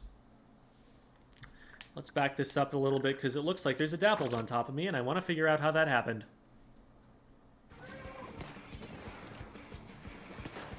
Okay, so I can see them right here. And the goal here is to use cover to break line of sight and hit them with indirects.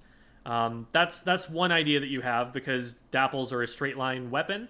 So if you get behind cover and shoot around that cover using the blaster shot, they can't touch you. And so I get a little greedy here, because if I fire a shot over the top here, I can hit them. However, I'm going to indirect them, and that could give them time to get on top of me like they do here. So I lose this because I gave them the opportunity to use cover to close distance on me, when I should just be kiting backwards and letting them get away if necessary. Okay, so I go down and stagger the team. Did anything else happen in the meantime? There's already someone else down. What is happening? Okay, so we're 2 down now, after already having been 1 down. Charger dies in an unrelated part of the map, but now we went 3 down, and then we went 2 down. So this is a big stagger. They're going to get first checkpoint for this every time. And they also had 3 specials, is something I would like to point out. The Trizooka has just been popped by the Squeezer, and now because they haven't been going down and we have, they have special charge and we don't. So that's a big part of the snowball here. Okay, so Nero gets in and gets a trade, and I'm going to be able to get a couple of picks off of the tower here. The fact that they put the Tacticooler on tower is wild. So if they actually want the Tacticooler, and I would argue you actually don't a lot of the time, but if they actually want it, they have to get on the tower to grab it. So I get that they're probably putting it up there for cover or something, but I am a blaster. I don't care about your cover. So we get, you know, the world's easiest quad here, where I only actually have... Actually, no, we don't. We get 3. Never mind. That was later on. So I'm playing this under the impression that I can just get off this ledge in time. Firing that extra shot at the reef slider was not the call. I need to be, as soon as I see that, just running away and trusting that it's going to be invincible. I need to already be shooting at them in order to cancel it. I think literally what's ruining me here is that one time I fired a Trizooka at a reef slider and it killed it in the startup frames.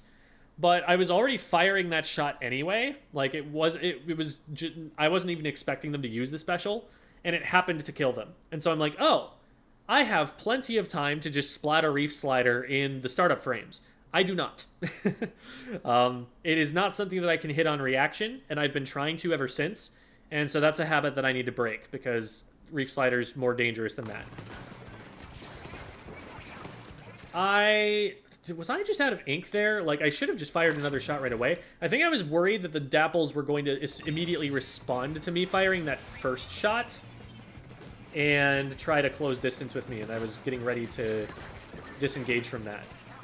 But I did keep moving forward. At that point, I should just be firing another shot. Probably would have gotten them.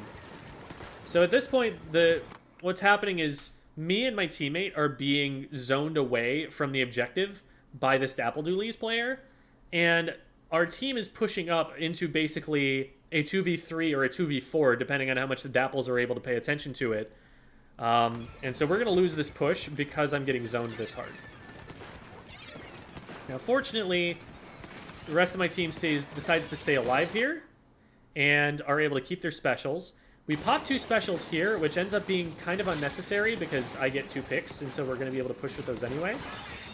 But hey, we get a wipe with it, so I guess that helps. But I don't have my bubbler for a while here.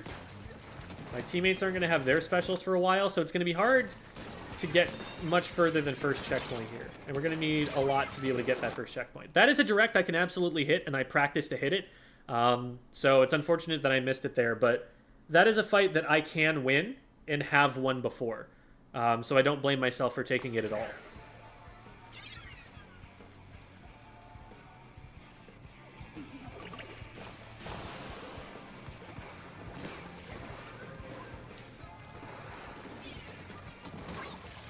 Alright, so unfortunately 2 go down to the Inkvac here, so we're going to have to play really safe. I greed here a little bit, because I'm seeing, oh hey, this squeezer's pushed up a little bit in front of their wall. I could probably just bomb that, and then not have to worry about the left-hand side anymore. Thing is, I'm dropping off a ledge into enemy ink as I do this. And that's not going to go well. I don't even know if... So...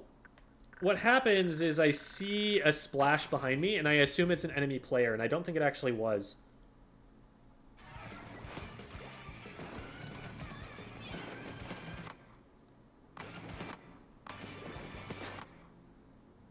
This shot right behind me right here is what throws me. So that's the squeezer that crossed me up. They must have, like, gotten over the top of stack, or, like, swam past me or something. Maybe they just swam under me with Ninja Squid. Do they have Ninja Squid? That's a thing that I should know and didn't think to check. What is the... what are the buttons again? Okay, so I should just be able to press X to show map. Do I have to be playing it in the meantime? I do have to be playing it in the meantime. That's lame. Yes, they do have Ninja Squid. Okay. So what happened there was they snuck by me. They must have just swam straight through me. Let's see if I can spot the trail in retrospect.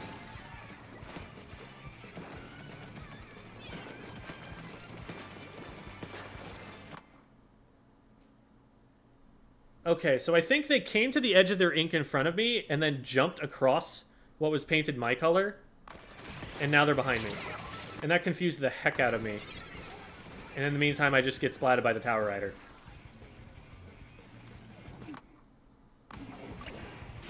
Okay, so they've got an Inkvac on tower, so my teammates are not going to be able to immediately do anything about this. I knew they had an Inkvac, and I was just expecting them to throw it at somebody that wasn't me. So, silly me, I try jumping on the tower, and what happens? I get splatted by the Inkvac. So that was a bad call on my part. I even knew that it was happening. I should have just waited and seen where they decided to shoot it before I committed. That gave them a really easy pick. So, I feel like I probably could have snuck up on them a little bit better than this, but let me talk about how I'm getting this pick on the tent. So So the tent isn't paying attention as I come up over the top here, because they're focused on painting this wall. So they don't know I'm here yet. Me throwing this bomb actually probably gives them time to get away. But they have a lot of enemy ink behind them. Like, they don't have an escape route here. So they put up the shield, but now the bomb is behind the shield, and I'm in front of the shield. And they don't have an escape route out. Literally the only thing they can do is try to jump, and I just get around the shield and splat them while they try.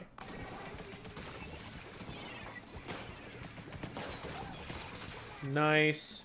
That would have been dangerous if I hadn't hit the direct. They can definitely splat me in that time, although their aim definitely wasn't the best. I could have just stayed in the same place and shot at them. I just anticipate if I hit someone that they're going to run away from me. Like, I was expecting the Dapples to roll and not tunnel on my teammate here. So I actually could have kept high ground and still gotten this splat. And again, like, for fear of, like, losing the opportunity to splat them, I am giving them range over me. Like, if I stay up here, they can't reach me. And, like, if they back away and get away, that's still fine, because that means they don't, like, attack my teammate. But because I dropped down, I gave them positional advantage over me. And they just get this pick for free. So, I'm getting baited, basically.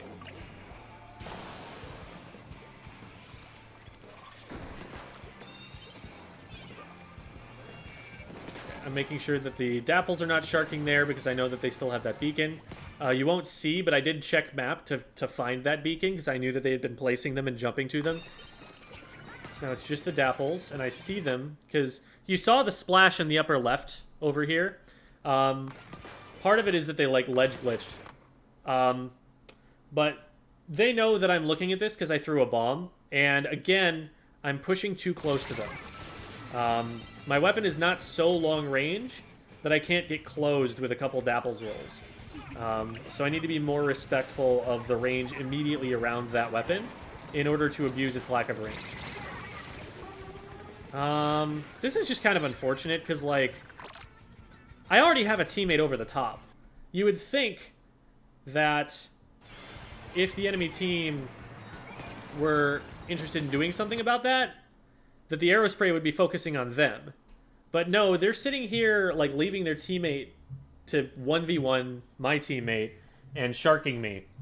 So I honestly don't blame myself too much for this, because I think that this is, in theory, not a great play from the Aerospray. That, like... Oh, my teammate didn't turn around and deal with them after that. They just kind of got away with it. Because, like, what happens in theory is Neru then just turns and beats the Aerospray in a 1v1 because the Aerospray is a worse 1v1 weapon. Like, yeah, it got the jump on me, and so I didn't have a direct ready to go, but once the Splash knows that they're there, that's a better 1v1 for them to take. So I don't really blame myself for that death. I think that was just unfortunate. But they made a really unorthodox play, and it worked out.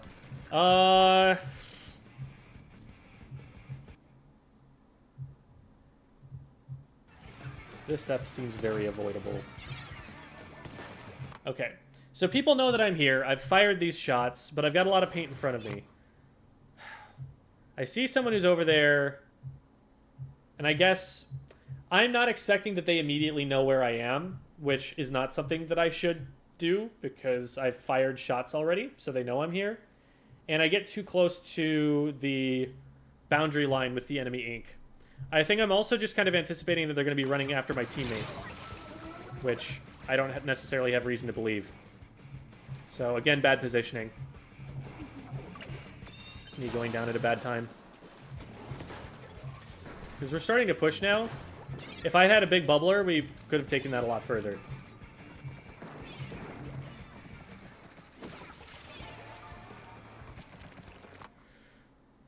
In that situation, I do disagree with the Splash's positioning. We just don't have the resources to cover someone who's up that far.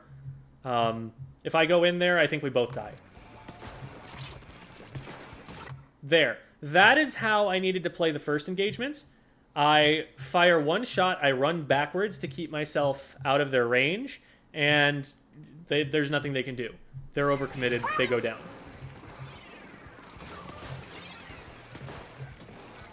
Okay, so the other player ended up going down to my back right, I believe. Is that correct? I might be wrong about that, actually.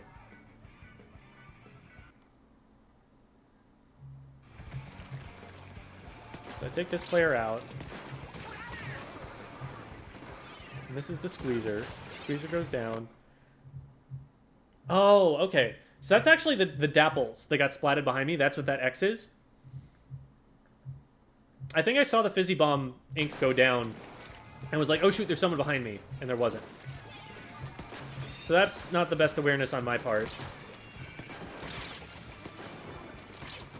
So we got one on right. I don't want to drop down and challenge that because I'm already injured. So, like, I know that there's a squeezer that drops down to the right, but, like, I don't get an advantage by dropping down close to them. In fact, I prefer to be at my max range to being right up on top of them.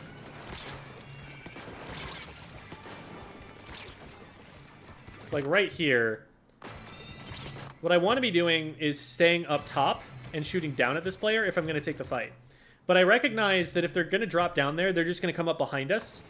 And so I come back over here and deny that from them. This ends up being the Dapples, actually, not the player that I was chasing. So I don't know what happened to the squeezer, but they've been doing some shifty things with Ninja Squid in this game, so I'm not surprised that they got away.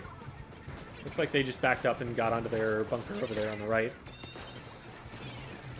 So here, I recognize that the Dapples has been flanking a lot, and I'm trying to specifically deny the ability for people to get in behind the tower from the left.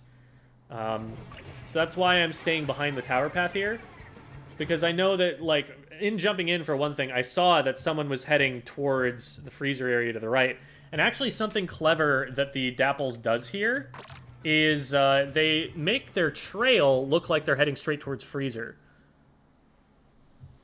So let me pause it in the right spot here.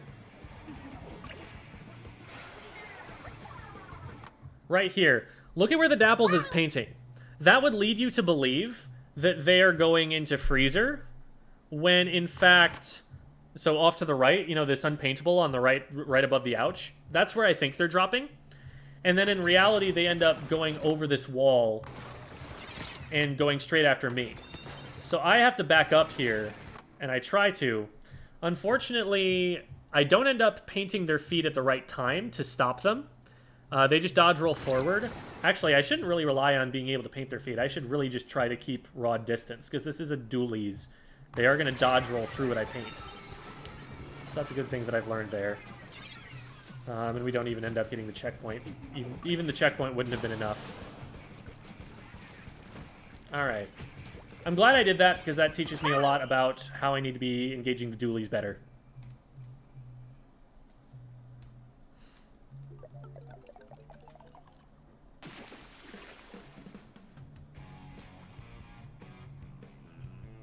You'll always beat Dapple Dualies if you constantly beat your distance, or keep your distance.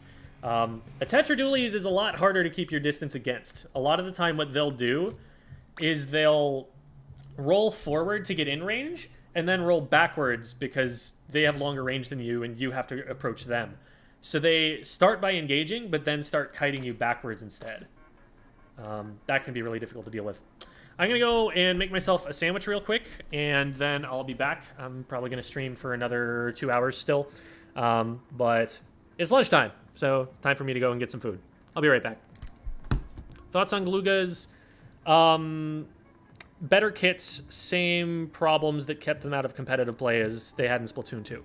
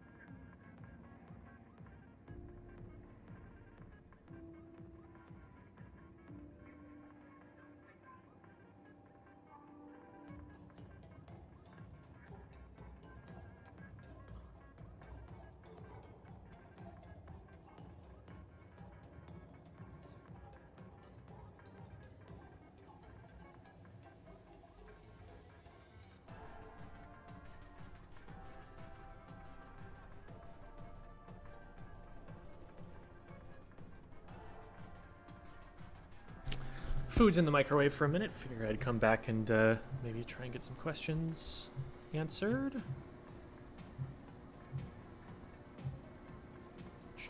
Just making sure I've got... Okay, cool.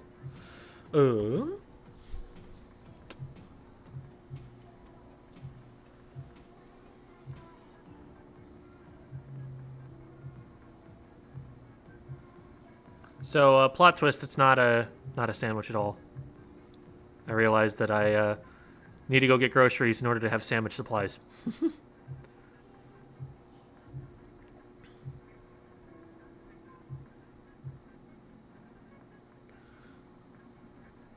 It's over, I have the high ground. See, the thing about high ground advantage, I don't know if it applies to swords. I don't know if it applies in a lightsaber duel. Like... I feel like it might actually be easier, depending on the situation, to fight with a sword from low ground. Because, like, the arms are higher up on your body, so you have more that you have to defend if you're the one who's uphill. Whereas if you're, like, looking straight up at someone, all you have to protect is, like, your shoulders. I don't know about that one. Food's ready. I'll be right back.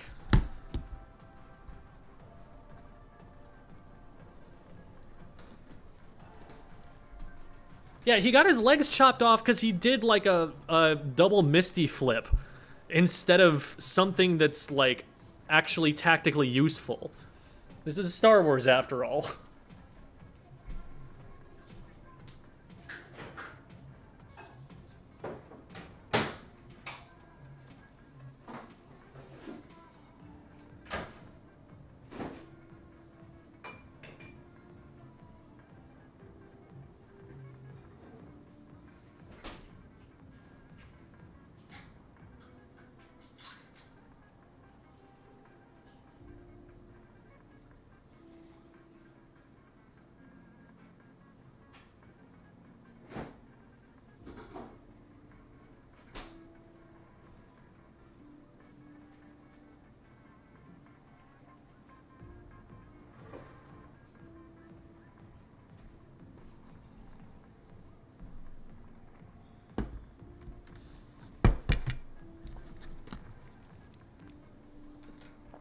Mythbusters busted it. What did they bust? The high ground thing? Was Mythbusters around at the time that movie came out? Is that a thing? Interesting. I think jump tech on Dualie Sculptures is slower in 3 than it was in 2. Doesn't feel like it. I didn't feel much of a difference. But, I mean, I haven't gone and checked the frame data on it or anything. Wouldn't be a super difficult thing to test, I guess. It's just very execution reliant. It depends on me pressing the buttons at the right time. You'd probably want a well-practiced CDS player from Splatoon 2 to be doing it. What's going on now? I'm eating lunch, and then we're going to go back into more matches.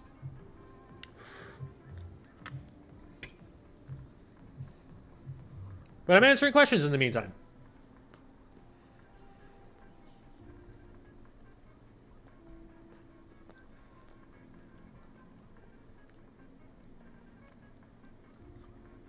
Is Mini Splatling garbage? It's kind of mid.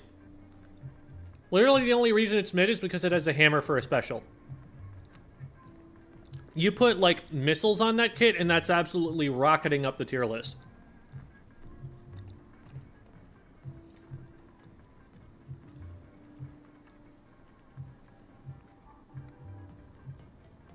Like, Mini's not a bad weapon. Burst Bomb's not a bad sub-weapon. Hammer, though, is a bad special.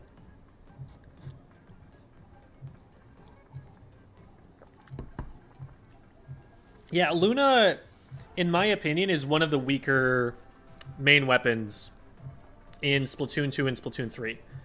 In Splatoon 1, it was a menace. But I think range matters too much in this game. Well, part of it was that it had really good jump accuracy in Splatoon 1. That also helped it a lot. But I don't know. I feel like I don't know a good reason to pick a Luna Blaster over Vanilla Blaster. Why would you want the one and not the other?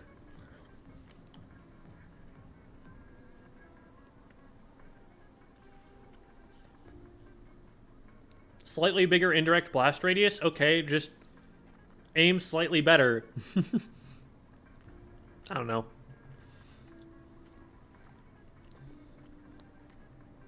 What is your dream kit? For which weapon?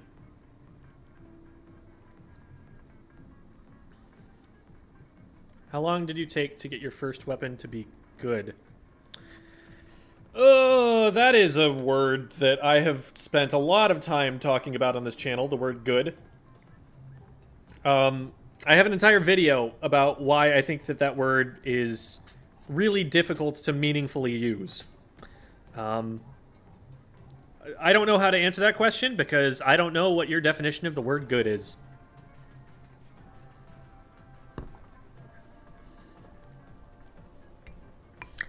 By some definitions, I'm not good. Even now. By some definitions, I was good as soon as I picked the game up. And it could be anything in between. I don't know where your good lies. And I don't think it's going to be a useful conversation for us to try and figure that out. Tips for Crab Tank. I have trouble figuring out what to use it for. That's a special that I think is a lot of people are trying to figure out right now. What I've figured out is that you really need to not have a possible flank angle on you. You need to have your back to like a wall or a corner if you're going to feel completely safe using it. Because it getting flanked is really scary. You want it to have a big open sight line so you're able to use the rapid fire shots most effectively to both paint and get picks. It's really slow, but be sure that you are pressing ZL to keep yourself safe if you do get threatened. Even if you know, don't get greedy to fire just a few more shots. Like, make sure that you're keeping yourself safe and pressing that ZL button to keep yourself alive. I'd say rely mostly on the rapid fire shots, because even if you're not hitting anything, you're painting more. And the big Explo shot is for finishing off kills. Or for hitting places you can't with your line of sight rapid fire shots. Is Range Blaster harder to play in solo queue since it doesn't have good paint output? I don't know. You're gonna have that problem at any level. I mean, I guess you're more likely to get put into a comp that doesn't paint for you. But also at a competitive level, they're going to try and punish you for that lack of paint more deliberately. I don't think it makes a huge difference.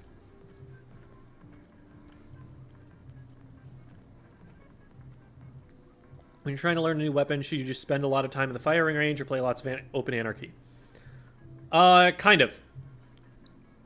Spend a lot of time in the training room to get the mechanics down. Spend some time in open Anarchy to get a sense of where you want to position and where your weapon is the strongest.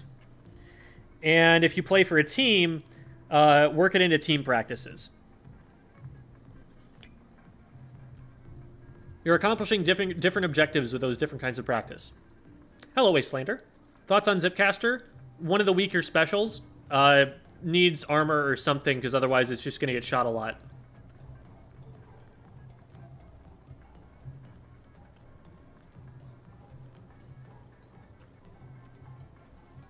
Should Tenta Missiles have unlimited range?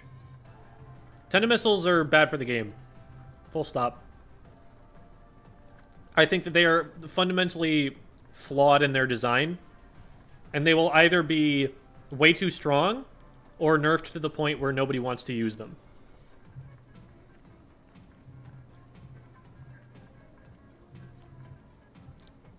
Dream Blaster Kit? Probably like Burst Bomb and then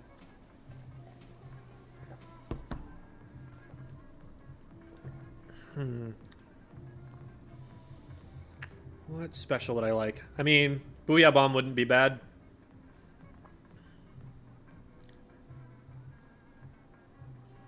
Inkjet would be a lot more fun, but Booyah Bomb would probably be better.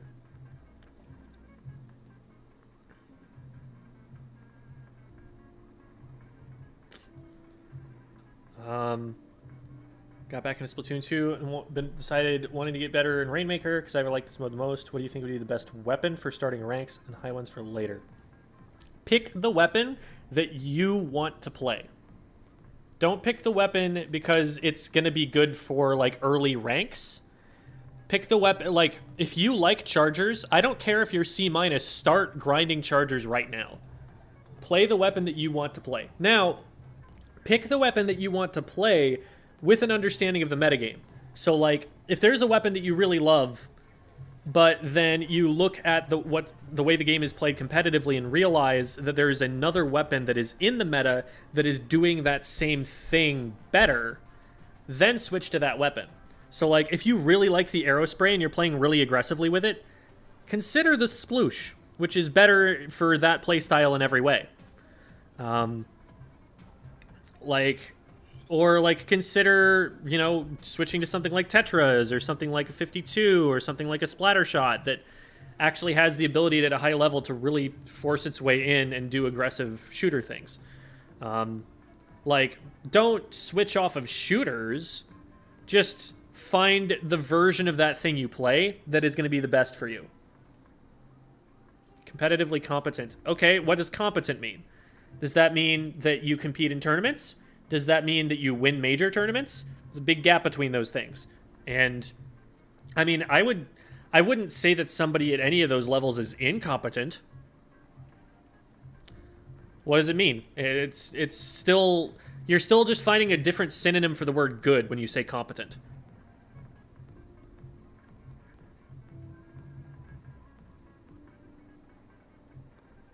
Missile is a necessary evil. Maps so chargers.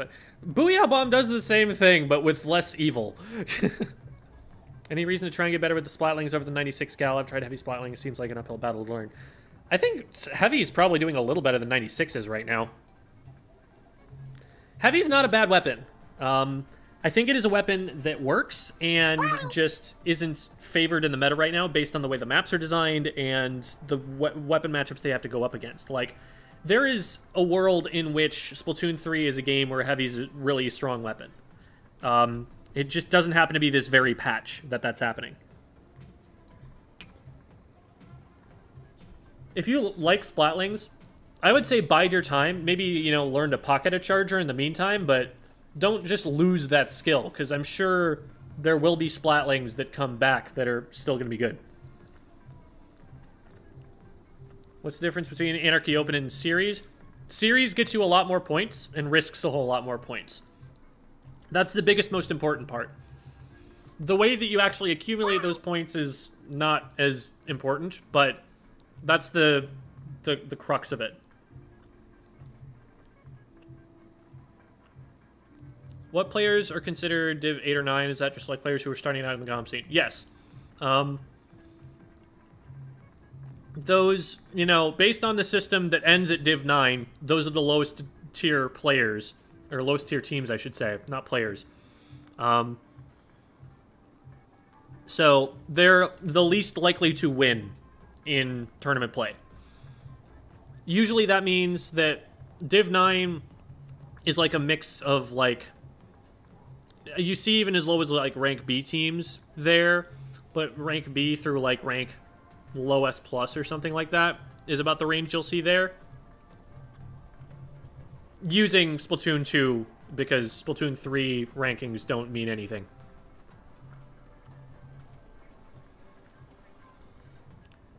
Good gear abilities for Tri-Stringer. Ninja Squid, because literally everyone runs Ninja Squid except for E-Leader right now. Otherwise, I don't know. I don't play it. And I don't even have a good reference point for you, because usually what I would say is go and look up sendu.inc/builds and see what they were running on the weapon in Splatoon 2.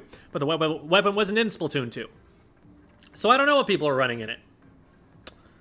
I don't know if it needs ink efficiency stuff. I don't know if it needs movement speed. I don't know what that weapon needs.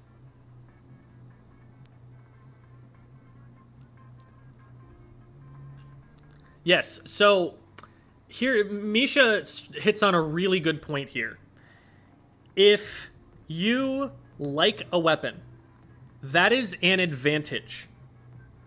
You liking that weapon is going to make you play that weapon more. It's going to make you enjoy playing that weapon and want to get better at it than you want to get at other weapons. Think about that. Like, consider that as an actual competitive advantage, that, like, you are just in love with that weapon. That's what Devi does with Hydra. Devi loves the crap out of the Hydra. It may not be meta, and she may be told that, like, she's not doing a good job for her team by playing it, but, like, if you like it, and you are willing to overcome its weaknesses through sheer force of will, that's an advantage. And that's something that other players are not going to be used to. A lot of the time, if you main that weapon and get really good with it, you go into a lobby where players are not quite tip-top level, they're probably not going to know that matchup as well. They're not going to know what the counter is to this thing or be able to execute it as well. You will have already played against so many people who know how to counter your weapon really well, and you will see if they slip up the tiniest bit, if they don't know exactly what they're supposed to do to counter you, you're going to have ways to slip in around that. So there is some power to solo maining something like that. There is some power. Now, there is a limit to that. There are some weapons that are, like, not redeemable enough through player skill alone, that you have to be outplaying your opponent so hard with to be able to win with, that you would actually still play better on a weapon that's not holding you back that hard. There aren't that many of weapons that are like that, but I do think that there are some in this game. I think that the Undercover Brella is one of them. I think that if you really like the Undercover Brella, that a Splat Brella will probably be a stronger choice, or a Tenta Brella, or even just another shooter, because that weapon is so weak. You will just be able to do things with it that you aren't able to do with other weapons. You will be able to do things with other weapons that you aren't able to do with the Undercover. I think Dapples are probably one of those weapons at a certain level. It gets to a point where you just need more range than that weapon's going to give you. So that's my take.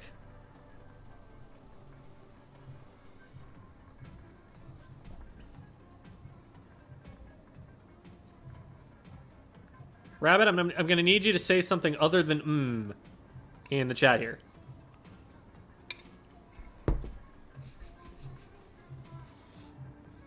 Or, okay, let me rephrase that.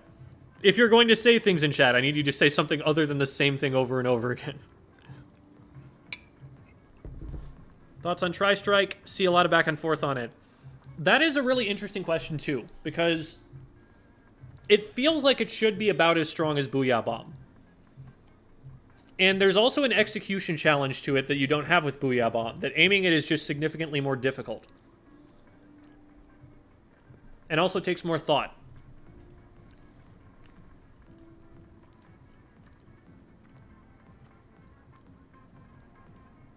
So, I don't know.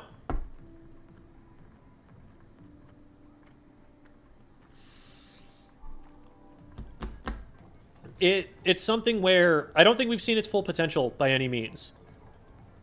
But I could also see it having less potential. Taiji put it at, like, C tier on his special tier list, where Booyah Bomb was in, like, S or A rank or something. So I don't know.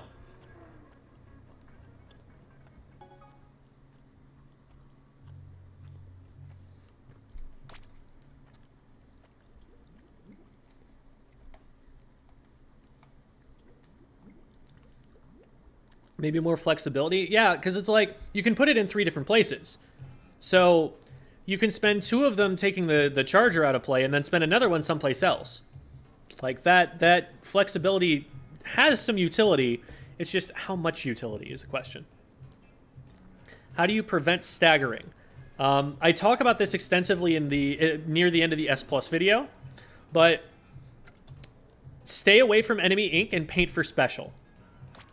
I know that seems kind of counterintuitive because you need to paint over something to paint for special, but those are your main goals. Like, do not get anywhere where you can possibly be engaged on, and paint for your special so that when your teammates do respawn, you have a resource to help push the enemy team away. You need to be paying constant attention to the game states, to how many players are up, especially, because that will clue you into, do I need to be backing up right now? Do I need to avoid dying right now, or do we have an advantage that we should be pushing? Are we in neutral, so I should be poking? Like, you've got these kinds of decisions that you need to make based on information that you're collecting about how many players are up. And so, as soon as you recognize you're at a numbers disadvantage, you immediately shift into anchor mode. My job is to maybe have an impact, but most importantly, not die. And in the meantime, so that you're not just wasting that time, you can be charging special. And that way, as soon as your teammate is back, you're already set to go. How to switch from a frontline weapon like shooters to a backline support weapon like a charger. I mean, I'm the frontline weapon, so I haven't actually made that switch myself, but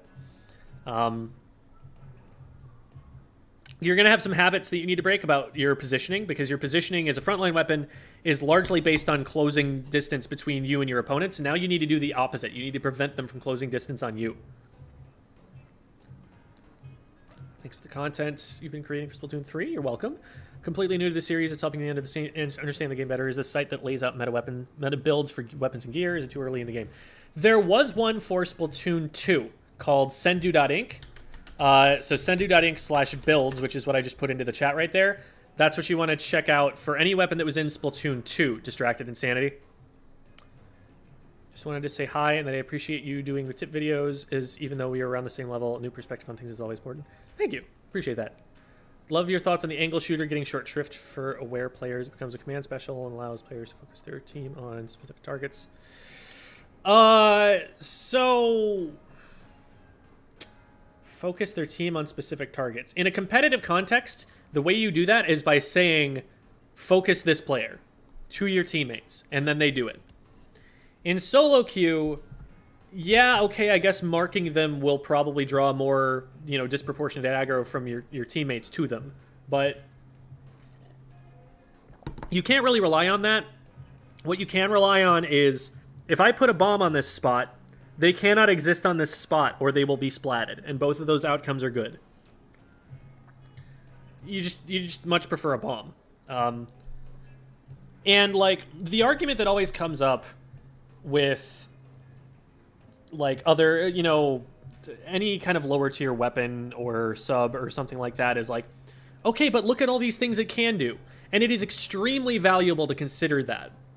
It's extremely important to know, what can this thing do? Because if you just go into a match writing off this thing as a low tier, oh, we're going to be able to beat this easily, when you don't actually know what counters it or where it can be strong, that's when you run into issues. I was playing against Dapple Dualies earlier and getting beaten by them the majority of the time. That's not because Dapple Dualies is a good weapon. That's because I was not counterplaying them in the way that a top team will successfully. And so I lost a match because I didn't know how to play against that lower tier weapon. So it's definitely valuable to know about this. Knowledge is power. That said, the angle shooter is simply not as strong as a bomb. There is so much more value that you get out of having a lethal explosion over a relatively large area like that than this very, very small hitbox that does minimal damage and at best acts kind of like a point sensor. A point sensor at least is very likely to hit multiple people. The angle shooter's probably only going to hit one. So you get less information. The damage is basically insignificant. It's not actually going to stop anyone from moving somewhere if you want them to stop moving that way. There are a lot of things that are just not working as well for it. Best sub in the game, Splat Bomb or Suction Bomb? So sad hearing my Dapples fall in with Undercover is just not good enough. I was Quad X Dapple main, so I know how true it is. Do you think it would be wise to switch to Tetra Dualies? You could also consider the standard dualies, which will feel more similar to the Dapple Dualies. And Crab Tank is a good special, and it has a good bomb. Like, that way, the rhythm will feel the same, and you'll just have to adjust to a different roll length. Tetras are a lot more mechanically difficult and different. You also position differently with them, because your goal is to be kiting people with Tetras, not to be hard engaging, rolling, deleting them off the face of the earth as fast as possible. So I think it's more similar, actually, to play the Splat Dualies.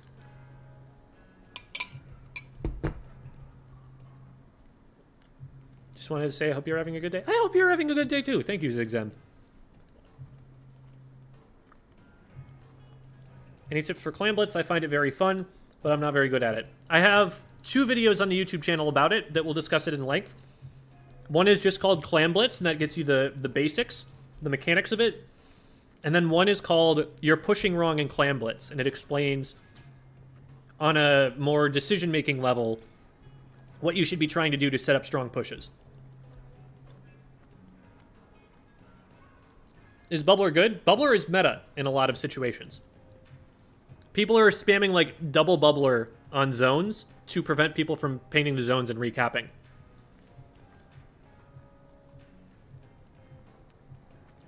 I don't remember exactly how popular target works, but drawing aggro is a good thing to do. It's called skirmishing. I talk about skirmishing in a number of my videos.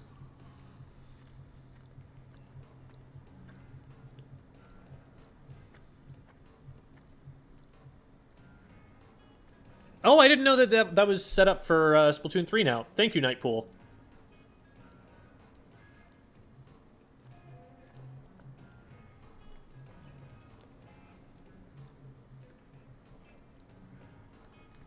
Thoughts on what other messages in the D-pad should be?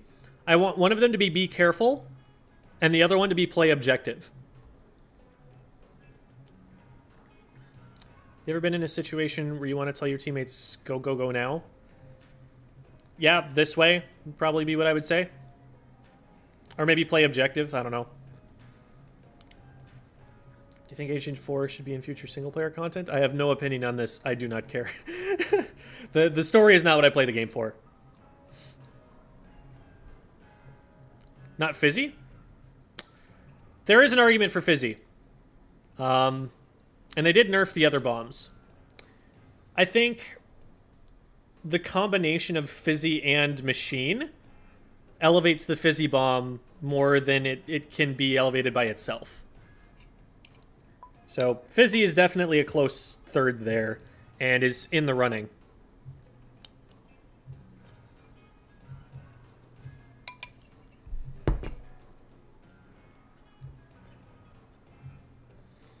Yeah, you know what else causes people to panic, Yasaruni, besides an angle shooter? Having a bomb land at their feet. And you know what that bomb might actually do? If they don't notice it and they don't panic, it might splat them.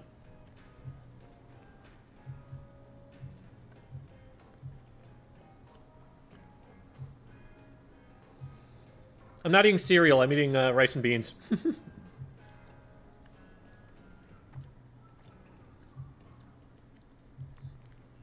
How strong do you think Machine is currently in this patch? That is an interesting question. Machine is very strong, possibly the strongest weapon in the game, but it cannot win games by itself on its own merits. It needs other weapons that do different things from it. It's not at the point of, like, the Tri-Slosher meta, where you could just run 3 Tri-Sloshers, and that was the best thing you could do. Even running Double Machine, you need some really aggressive frontline play to make Double Machine work. Because you're probably going to be running it with a knee leader. And at that point, the pressure is all on your front line to be able to actually push forward. The machines are going to be able to lock it in, and they're going to be able to move forward slowly, but you need someone who's going to be able to move forward quickly to go with that. So, while it definitely needs to be... I don't know if it needs to be tuned down or other things need to be tuned up around it. That would probably be FLC's stance on it, but it's very strong, but it's not as broken as it could be.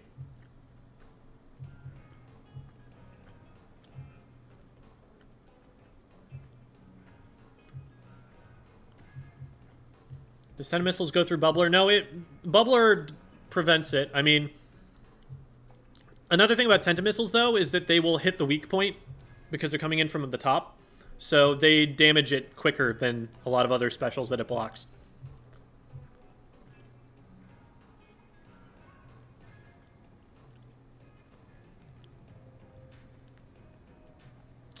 Pixie Cub, I'm the physically disabled player you helped choose new weapons to learn during Splat. Oh, I remember that. I remember that conversation. I've experimented with a few of your suggestions. I've really opened up my playstyle. I'm playing weapons I never thought I'd touch, and it'd be so much fun. Oh my god, that's so wonderful. Thank you for sharing, Pixie Cub.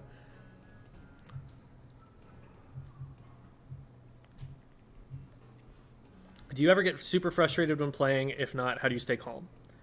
Yes and no. You can feel the feeling, you can feel the tilt, but you have to learn to manage that. It's never going to go away. You're always going to be fighting that. But you need to do what you can to return yourself to your normal calm state. You need to be aware of the ways that that tilt is going to impact your mindset and work actively to counteract them. Part of what I'm doing these VOD reviews for is so that I'm not just blaming my teammates when something goes wrong. I'm also looking back with a more objective eye later to see, oh, hey, here was that thing I could have done differently. Because I don't think I was especially, you know, attentive to the problems that I was having fighting those dapples until I went and watched the video. So something to keep yourself honest, to keep yourself humble is really important. If you find yourself tilting, if you know you're more angry than usual, stop playing. Stop playing for at least 10 minutes, take a break, get yourself back into the right headspace, and then maybe go back into it. But it's very important not to just keep grinding and practicing bad habits when you know you're not playing your best, when you're not playing rationally. And thank you, Gil. I appreciate that. Hoping that my rice and beans are good. I guess that was said like 3 minutes ago, so it's a little behind. Have they patched machine hitting through walls yet? Not that I know of. Thanks for all your vids. Helped me out. Yeah, no problem. As a noob in Splatoon 1, couldn't get out of B+ since my friends carried me in the league. But in 2, I got to S+, and currently S in 3. Nice. Is Tenebrella good at controlling area? If not, what's its strengths? The problem with Tenebrella right now is that the weapon does not work. Like, it doesn't do what it is intended to do. It is supposed to block shots. But because the latency is so bad, sometimes it just doesn't block shots. And because machine hitboxes can just go through walls, apparently, sometimes you get hit through the shield even if you've had it up forever. So, once the Tenebrella actually works, then we'll be able to make a better assessment of what it can do. But right now, people are just not playing it much because it's literally non-functional. What are some nerfs and buffs you're expecting in the next balance patch? Far be it from me to think about what Nintendo is going to do to balance this video game. They defy logic in a lot of ways sometimes. And a lot of the time, the decisions that they make are based on the Japanese meta, which makes a lot of sense because that's most of the people who play the game, and also the best players in the world, so it can often translate in weird ways to the Western meta when they do stuff like that. When are you going to battle again? I'm not done with lunch yet. I have not been eating very fast because I've been answering so many questions. Did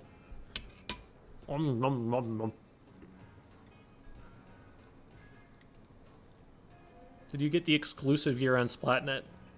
Not today, I haven't. Let's see what it is.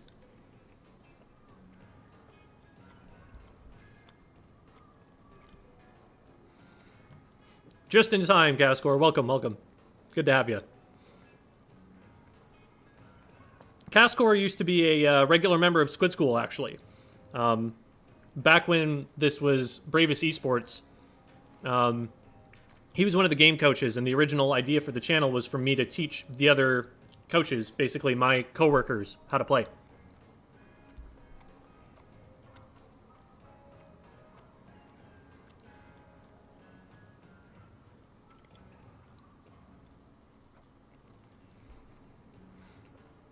Thoughts on Salmon Run? Salmon Run is sick, and everyone should try it and see if they love it and want to play it for the rest of their lives.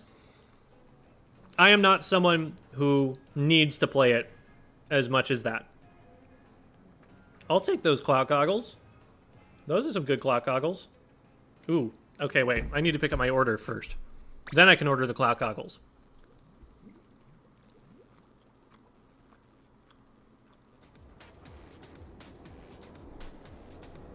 Your opinions are absolutely not worthless, Five. Just maybe less informed.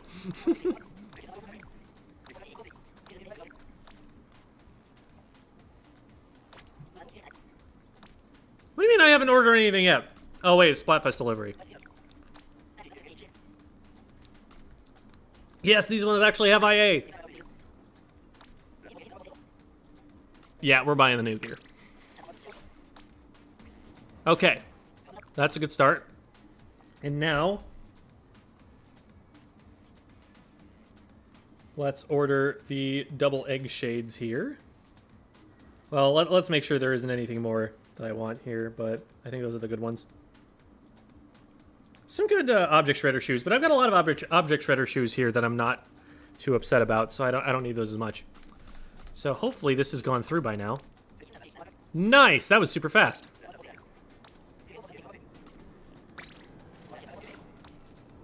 All right, cool.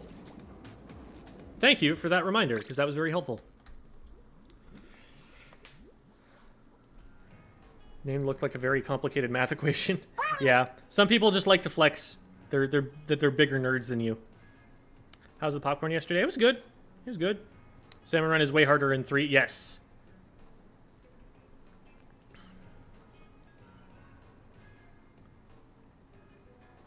Made it to S rank. Congrats. Do you think the Tentamissile nerf actually made it harder to deal with? The slower speed displaces you even longer. It's kind of like a side grade is the way that I would put it. Not an upgrade, just like it does things a little bit differently.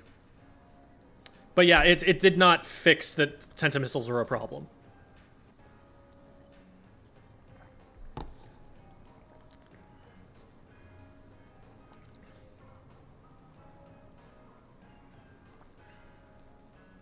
Thoughts on table turf? A lot of fun.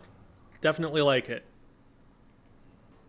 Can't wait for it to have PvP and for me to learn how bad I am at it.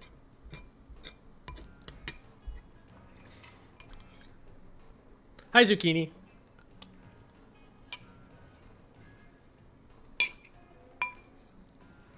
For the merch order gear thing. You mean the probability that it just randomly is the wrong one? That I don't know.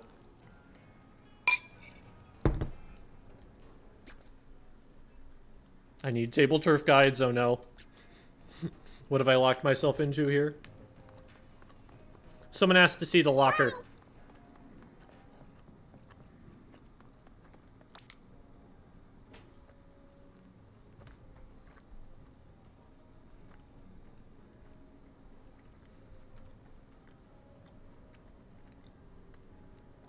The splash is a new addition. It's not spaced perfectly. I probably want to lower it a little bit.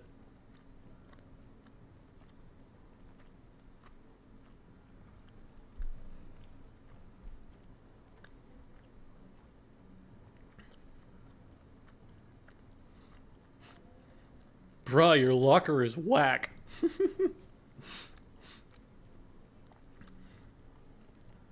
Good method for farming gear. That's something I haven't actually figured out how to optimize yet. I haven't been thinking about it much. Because, the way you wanted to do it in Splatoon 2 was you'd get gear that just has 3 slots open. You'd play to fill it up, and then you'd sweep it. You'd scrub it. The faster way was to use sea snails, but of course you have a limited number of those. So you'd do that if you needed one particular thing really quickly. Here, though,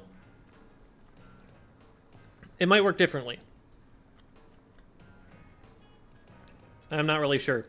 But it's also a little bit easier to get money, a little bit easier to get experience on stuff you really want. If you're really trying to farm gear hard, might help to have a piece of gear that's like 5-star or something so that it gains experience fast.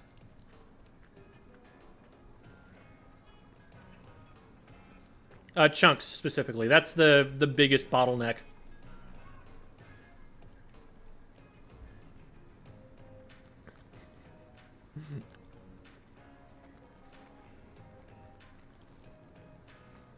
You could use more squid plushie.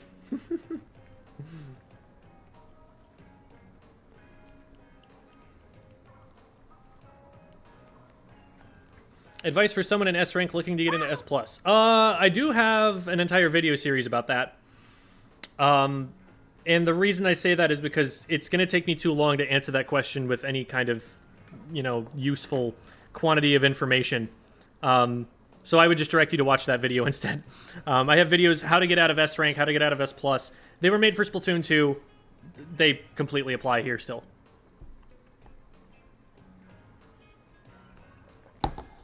Are you as concerned as I am about map design in 3? Very much not liking where things are headed, both in PvP and Salmon Run. I am pretty upset with the new designs on the maps so far, but map design improved as Splatoon 2 went on, and so I'm waiting to see if maybe new maps start to become better as they learn more about how the game plays. It's just so many massive choke points for no reason. They don't need them. You could just take Scorched Gorge, make every wall paintable so you can swim up it, immediately a better map. That's not what I would actually recommend them do, but, like, why does everyone need to funnel through that one tiny little place that the enemy team has high ground over? And then why is their base so easy to hold once you get through it? That's just not necessary. They didn't need to make it that way.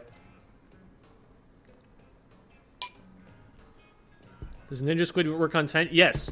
Tent players in Splatoon 2 ran it all the time to make it ambiguous what side of their shield they were on.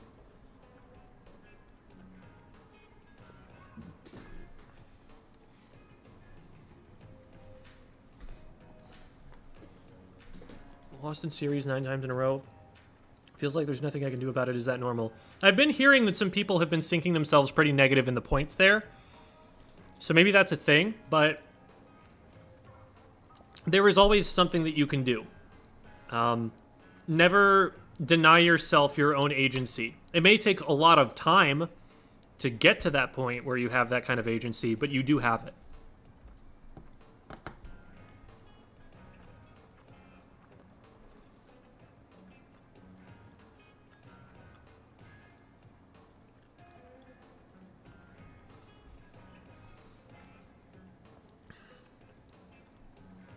I don't hate Undertow mid, actually.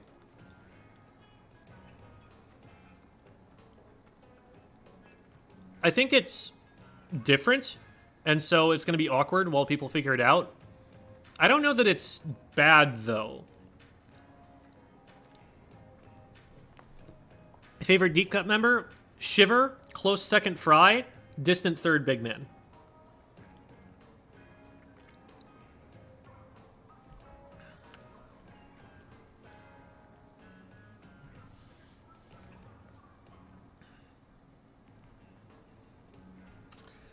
There are definitely some ideas I really like. Like, one of the nice things about Hammerhead Bridge in Splatoon 1 was the way that you could swim up all sides of that pillar that was, like, supporting the bridge. That sort of geometry is really cool, really fun, and they put it in Mincemeat. The problem in Mincemeat is that mid is so impossible to swim through that you don't really get to play around it as much. But I want more stuff like that, because I think that's really fun level design.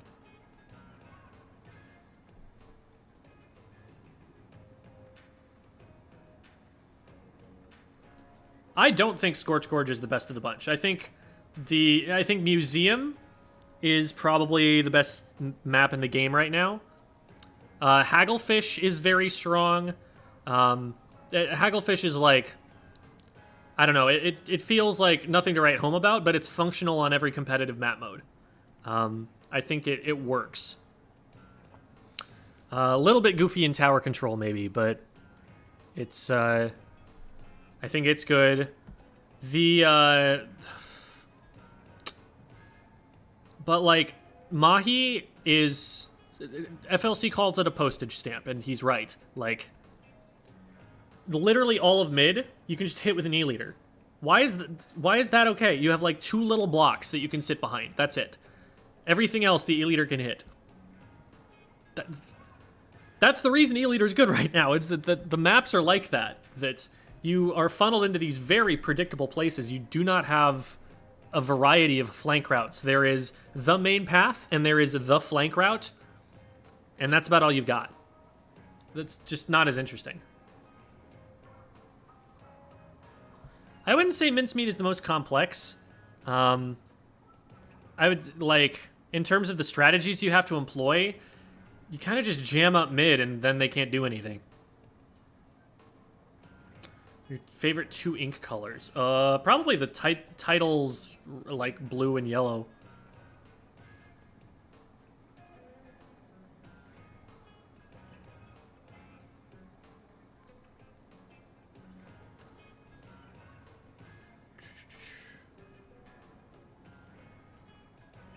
How's the scaling go in rising the ranks for points? I don't know. I mean, I'm at S+5 and I haven't been, you know, dropping or anything recently. Who's your favorite agent? I don't know. Like, they're different for everyone, right? I mean, Agent 3's got the seniority. Did I finish the story? Yes, I finished the secret level. It was on stream last night. Hot take, Mahi Mahi is good. You're a Charger player, your opinion is invalid.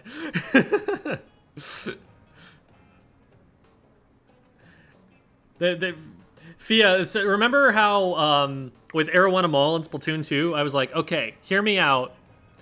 The maps that Charger players like are the bad ones. Okay, Arowana. Arowana was a great Charger map, and everybody else hated it. The same thing is happening in Mahi Mahi. Good map or bad map? That is a good question. So maps need to be designed in such a way that there are multiple ways out of spawn, that there are multiple ways into mid and through mid, and so that there aren't any like really cheesy or overpowerful positions that you can just dominate the game by controlling. They need to provide sufficient cover for short-ranged weapons to reach backline weapons, but not so much cover that the backline weapons are useless.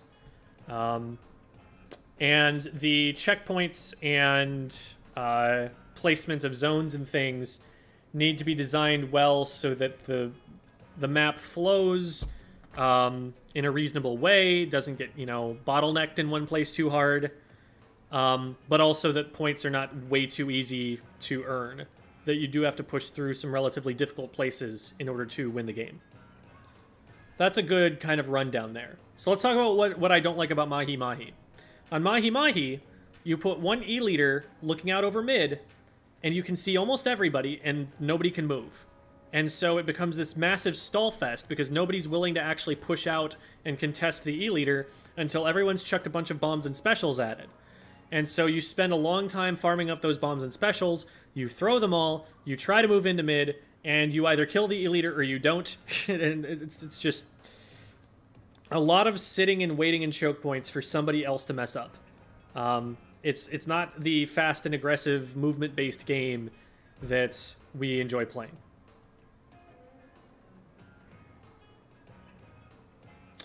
Is there a map from Splatoon 2 you'd most want to see in 3? The Reef was beautiful.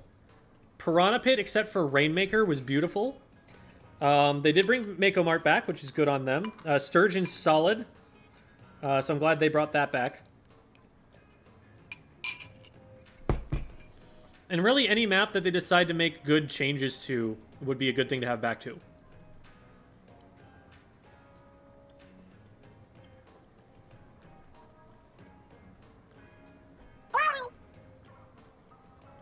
Yeah, playing Nightpool, playing coordinated with a team is the reason I'm still here playing this game. If it was just solo queue and that was the only experience I was getting, I would have been done it at 150 hours. But that breathes new life into the game, and it is the reason that I personally find enjoyment in the game.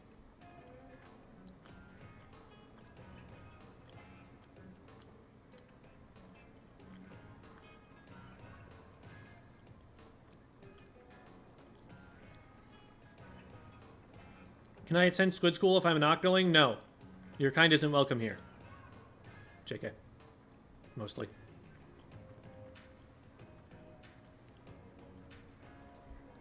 Range Blaster, running out of ink is... I hate to just say, like, a skill issue or something like that, but, like, that is just something you have to kind of get used to. Kind of having this intuitive sense, like, okay, I've fired this many shots. I'm gonna run out of ink if I fire too many more shots. I need to stop for a second and readjust.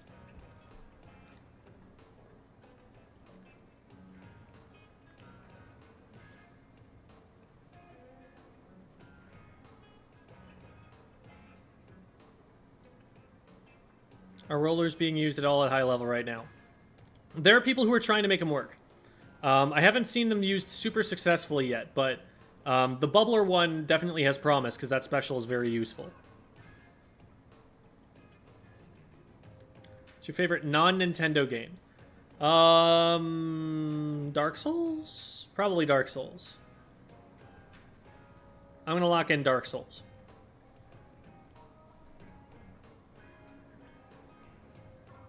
Bring back Mori Towers, please. Not competitively. I'm fine with them bringing the map back because it's interesting and neat and stuff, but I do not like having to play it in solo queue, and if they put it in tournaments, I am going to riot.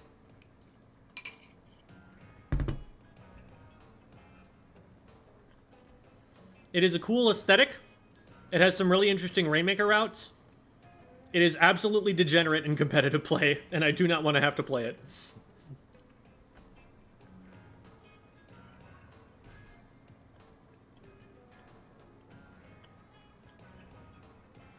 Humpback is solid. I liked Humpback.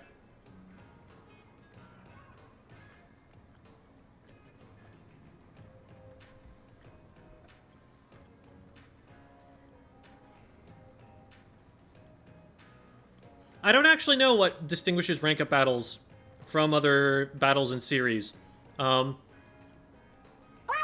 It's entirely possible that part of the reason it's harder is that you...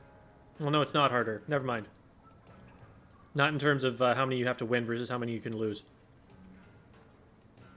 I don't know. That'd be a question for a data miner. Follow, like, Oatmeal Dome and Lean Yoshi and see if they ever answer that.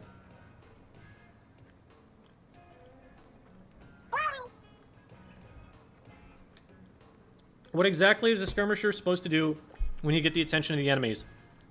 Stay alive is the answer to that question. Stay alive. I mean, everything else is very, very secondary in terms of priorities, but you're waiting for your teammate to come in and finish the fight for you a lot of the time. And if they can't do that, then just get away.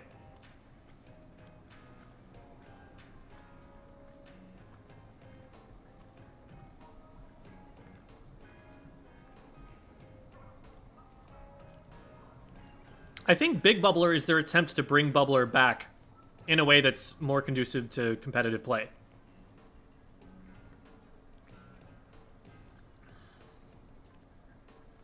I haven't played Urchin Underpass competitively, so I can't really comment on it. I do like Mincemeat a lot, even though I can recognize it is not a good competitive map. It's not even that fun for me in solo queue at this point. Just really jammed up. Okay. Food eaten.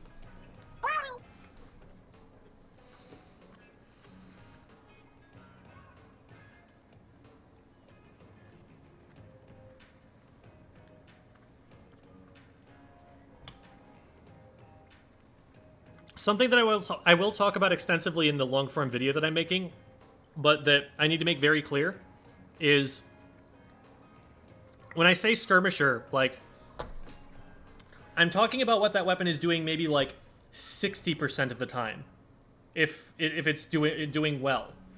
Every single roll is played by every single weapon. I anchor on the blaster, okay? A charger is the slayer sometimes. Like, you really can't get too locked into the idea that this weapon is a skirmisher, because it does whatever the team needs it to do.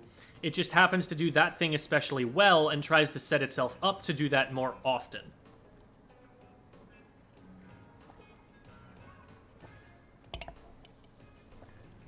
So, okay. Where are we at now?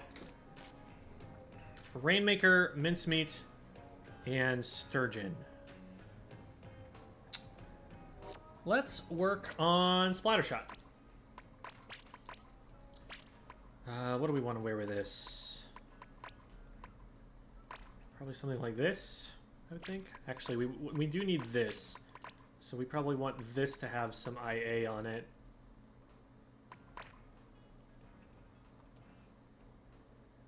That's not bad. It doesn't have this... Again, I need to figure out some way to get swim speed built into my gear. But this isn't bad. Is there a better one of these that I want? Oh, I could just spend some time farming up the new shoes.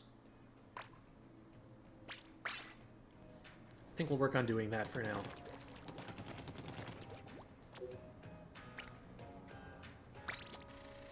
All right. The hero shot is literally just a splatter shot with a different, you know, skin. They are exactly the same weapon functionally.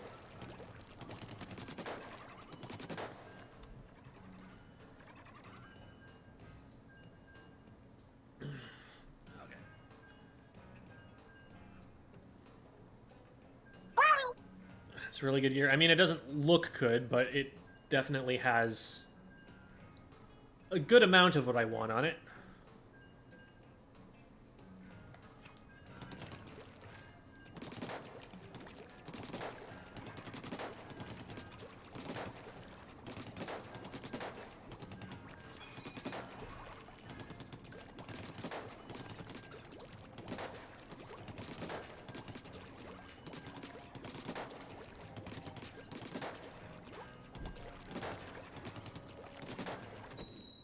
Okay. Why is point sets are often considered to be a bad sub? Because it doesn't do very much that other specials don't also do while doing damage or having kill threat. The information that you collect from a point sensor is almost entirely granted by throwing a bomb at someone.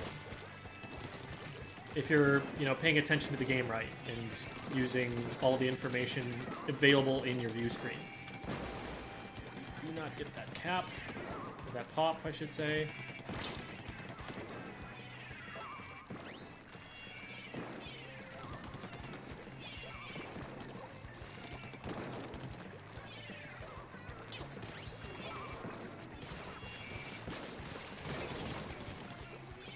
It's just me. Where are they going to try and take it? They're not going to try and take it. Until now. And they're just going to go down. And we reset the situation. Cool. They were very slow to capitalize on that advantage they had. Like, that was a 3 down. They need to be rushing forward and getting something from that. And they just kind of stood there and waited for someone else to pick it up. Nobody was even pushing forward in front of it. Just completely wasted opportunity for them. Okay, that's still 2 down over there. So as long as I don't get sniped. Nice, and the charger's down. So we just take this. Unfortunate. Just took long enough to pop, I guess, that other people respawned. That was poorly calculated on my part in terms of the risk assessment. Okay, nice. 2 for 2. We'll take it. Thank you for the raid, Liberté. Remind me if I'm pronouncing that correctly. I think I've asked this before, but I don't remember the answer. And I apologize if you have told me.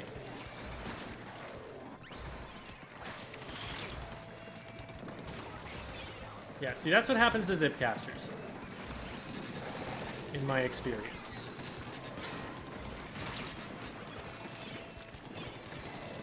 I think I got this. Yes! Did get the trade. They only have 20 seconds left. We don't even have to push in for it. We can just choke. That was a risky jump, because Rainmaker could, in theory, have seen that and taken me out for it. Oh, no, no, no, no. I see you down there. There is someone who snuck in somewhere. Hopefully they backed up. No, they didn't. And that's why we check.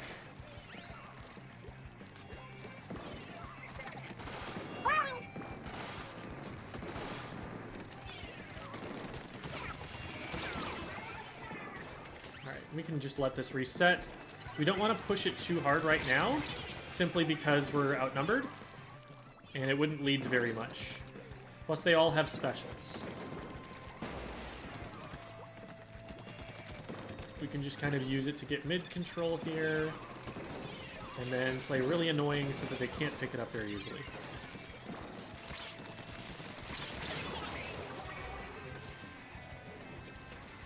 They used a special and traded. Like, I'm really not sold on Zipcaster being a good special, but I'm also recognizing that I'm not seeing top-level play yet. Okay, come on, we can't just get out-rotated like that. Oh, that's a really bad cap to lose there. They do not have to go very far. I'm actually going to get this out of here. No, I'm not, because they didn't keep pressuring the charger.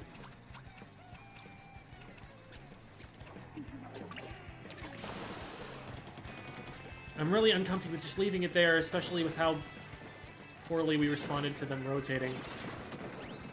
They get this pop, or maybe we assassinate someone for trying to pick it up.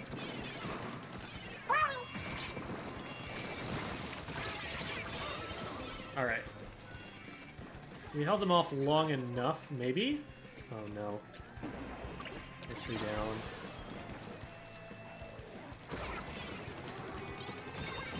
God, dang it. We did not need to let them even be here. We just needed to recognize they were moving left and get forward faster. We need to pick it up.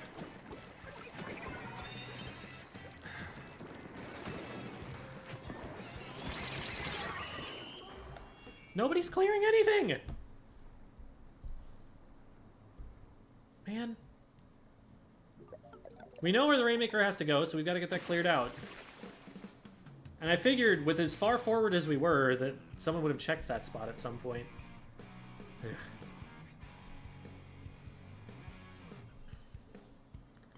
So, that was basically 2 situations there that went wrong. One was, they had the Rainmaker, we knew they had the Rainmaker, they started going left, we did not go left to meet them. So that was how they got the checkpoint. And then from there, with an E-leader watching over the left-hand side, it was really hard for us to operate, and we ended up losing lead. The second one is, when we started pushing up, everyone was like, okay, well, Gem's back there, he'll grab it. So I eventually grabbed it. But then, when I'm trying to move it into mid, someplace I literally must go in order to get it out of our base, there was someone who was in between my team and me that just snuck in there and nobody was looking for it. They did a very similar flank earlier, which I caught out and it didn't look like the rest of my team did. So, yeah. None of those things, I think, happen in coordinated play. Because even if I'm, you know, the only person on my team who's seeing any of those things developing, which I probably wasn't, I'm able to call on the comms, hey, they're shifting left, go left, get in between. You know, throw bombs or something like that. And when I need help, I can be like, hey, I need someone in front of me. Someone, clear mid, clear mid. The charger wasn't in position to do anything about that. I made sure of that with the positioning I was taking. And then as soon as I peeked the corner, I just went down immediately to someone that we hadn't checked for.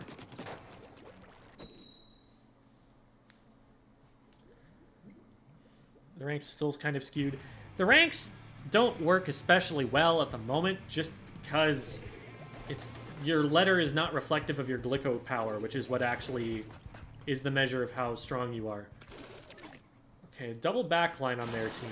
We have the better comp, but I know of Looples. Looples was one of the people who was testing the Splatana Stamper tech. And they seem fairly solid as a competitive player. That's a leader up top left. I don't want to peek this. That's why. What just happened to the jet?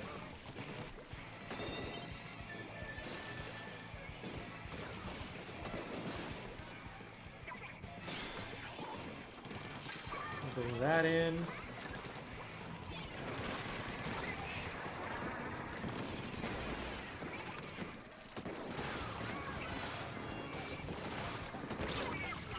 Okay, that doesn't reach.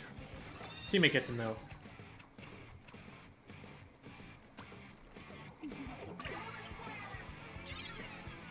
I don't want to jump to that, I don't think.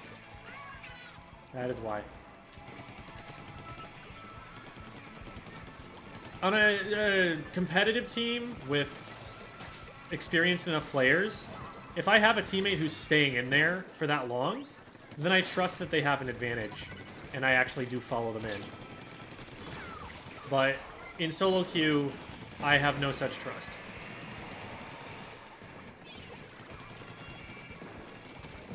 We don't need to pick this up, and we're very unlikely to benefit from picking it up. Like, we need such a high push to win this that we're almost certainly more likely to win if we just stall for time, because their strength is their ability to defend, whereas our strength is our ability to push.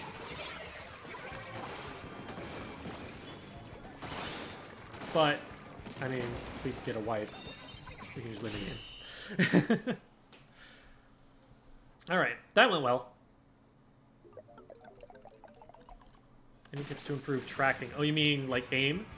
Or do you mean, like, awareness of player positions? Is there a way you can see your glico power? Not currently, I don't think, Annie.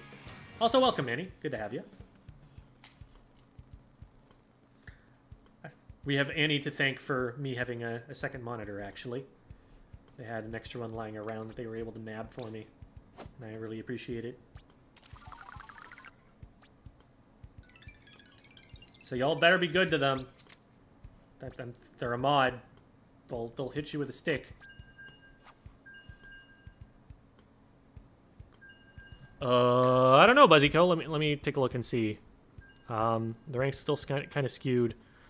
The rank system just generally isn't great right now because of the fact that glico power is not tied to letter ranking. So I don't think your letter ranking is especially representative of your skill level past a certain point. Like, obviously, if someone's S plus 50 already, that says something, but S plus 50 now versus, you know, the people who are able to make S plus 50 a year from now, it will not mean the same. Just like how Kiver getting to S rank on day 1 was impressive for then, but now, like, I am S plus 5, and I am not Kiver.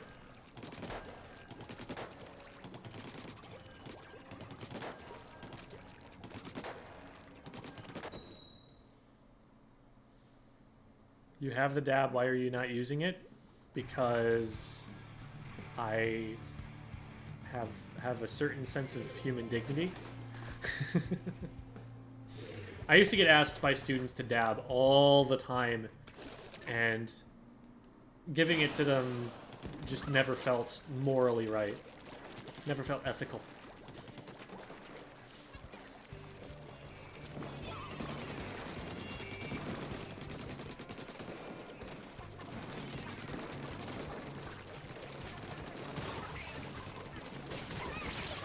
I could not see anything in that cloud of yellow ink. Good stuff, though. Nice shot, Looples.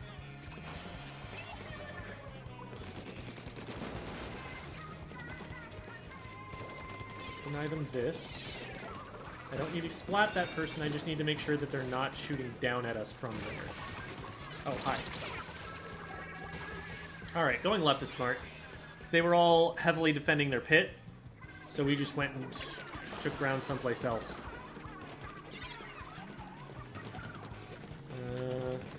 Teammate chasing should get it. They might die now, though. I don't know if I can get there in time to save them. I didn't want to try jumping. Oh, cool, they won.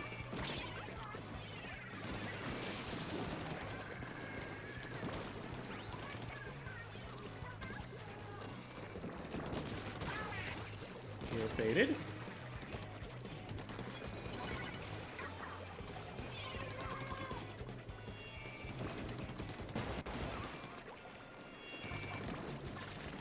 Yep. You don't want to be in that situation for any longer after that, because they have time to be setting the fight up so that it's advantageous to them. I didn't know what weapon I was up against. I didn't know what I needed to do to win that. That is a sprinkler that I just popped this to shoot at. Well, that was a waste of a special.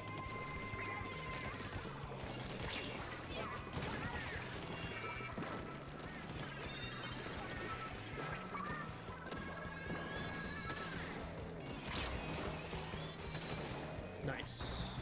This should give us some more points.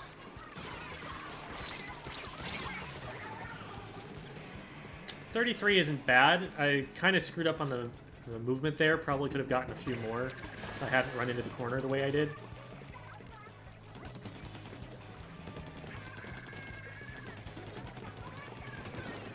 Let's get a little bit of our court painted up just in case.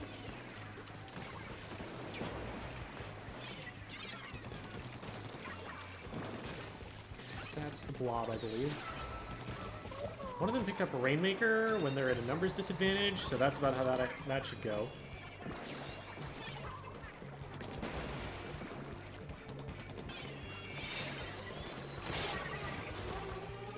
I don't know why I did that. There's nothing... I could have just Inkzooted that. That was a really silly, pointless push. Kind of gave the objective back to them. Almost lost track of the objective there and gave away a checkpoint. That would not have been good. We are definitely fragging out. We just need to make sure that we don't let something slip through.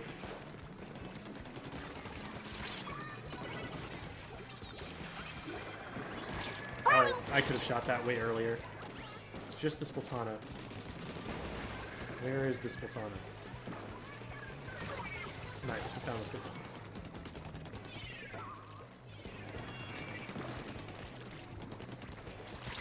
Oh. Wow, they did not track me well. That's just good for you, I guess. I don't like that that hit me so many times before I, like, even had time to react. Feels like it might have been a latency thing.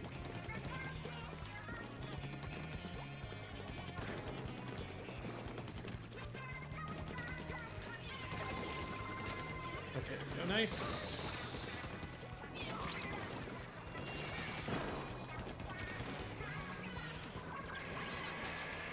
This is dangerous. Good, even if you get left. Cut that off.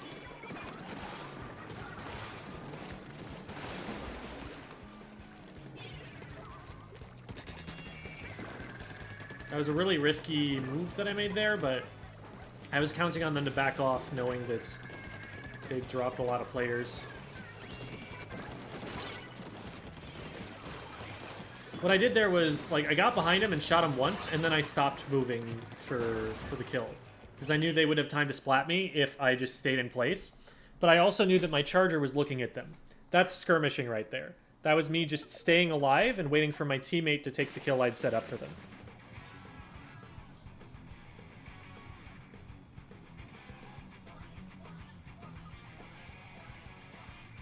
Is there a reason to not have a concession running ever besides not having tickets? I mean, if you're farming for something in particular and you want to have resources stacked up so that you can get them once you know what you want, I guess you could stockpile them that way. Dang, V, let's go, pop off.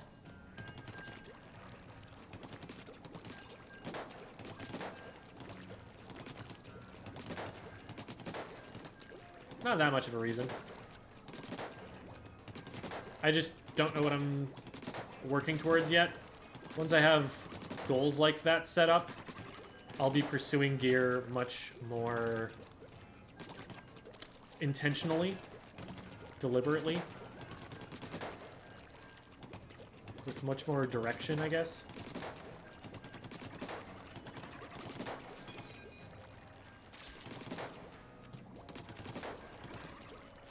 Oh, I'm on Hammer's stream?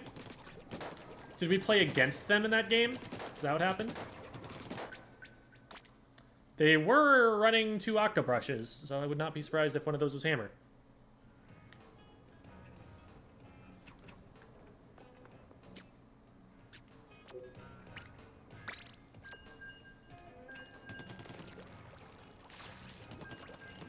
Tips for fighting octobrush feels like they can just get away with anything and I can't punish.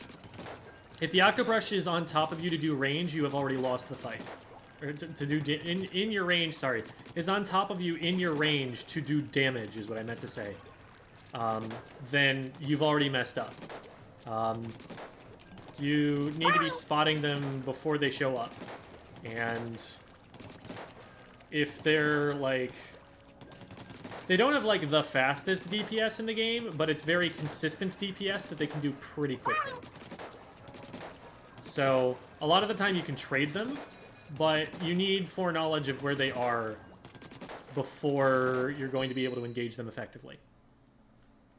One thing that a slightly longer range weapon can take advantage of is the fact that the brush cannot move very fast while it's swinging, so you can kite it more effectively. You can just back up out of its range.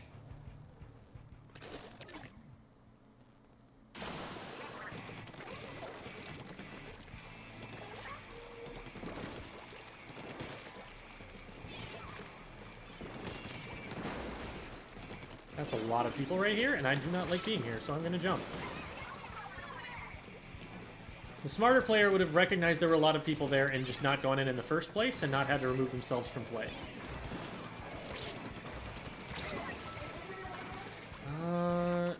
Okay. No, what Zaya was doing was good there. I thought that Zaya was going to be on the left side and that they would be able to take that fight with me. But they focused the objective, and they got good things done there. Oh my god. I'm not taking good fights against the machine.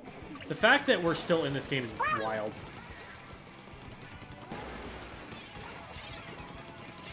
Okay, they only just got through first check. That's kind of miraculous.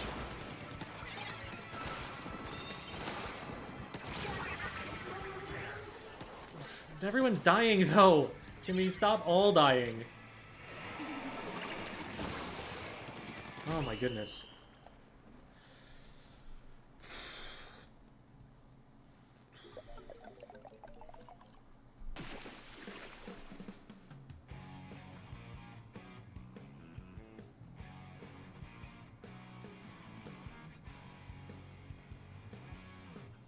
Are you censoring yourself live? I mean, I don't know. I don't curse that much, even normally.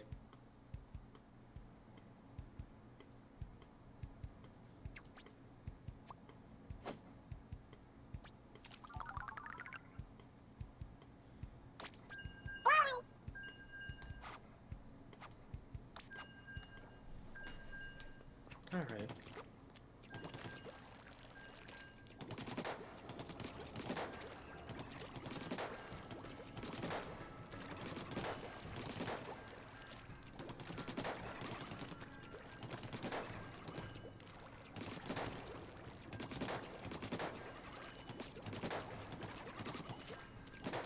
Zaya did a good job at the beginning of that, of targeting the Rainmaker and stalling the push that they had. That bought us a lot of time, but we used that time to run in and die twice, so only so much is going to come of that. And by we, I do include me in that.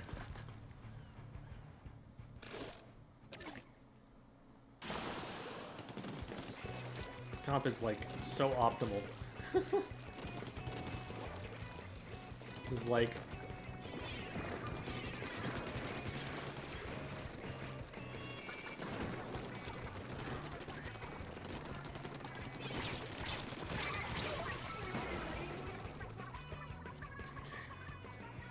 Oh, this is Tetra's Alley.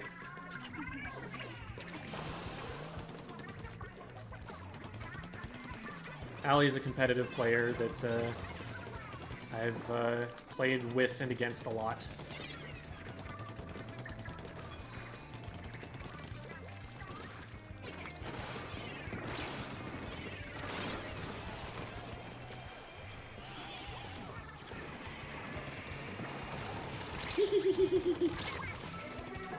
See that cheeky little bomb I threw down there? I was like, they're gonna want to drop down through this. Why are we all dying over here?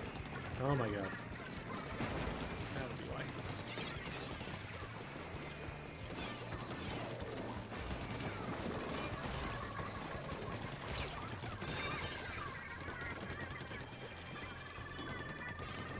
Notice how I didn't really try to engage the Tetras.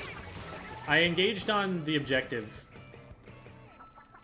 Like, if you're able to ignore someone who's just trying to skirmish like that, it's often the best...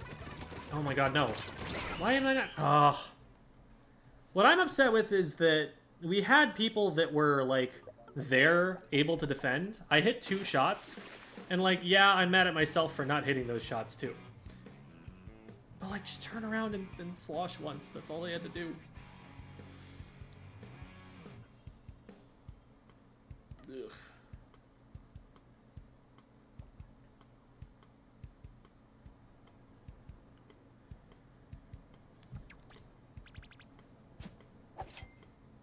$172. Well, we go even on that. So that's not too bad.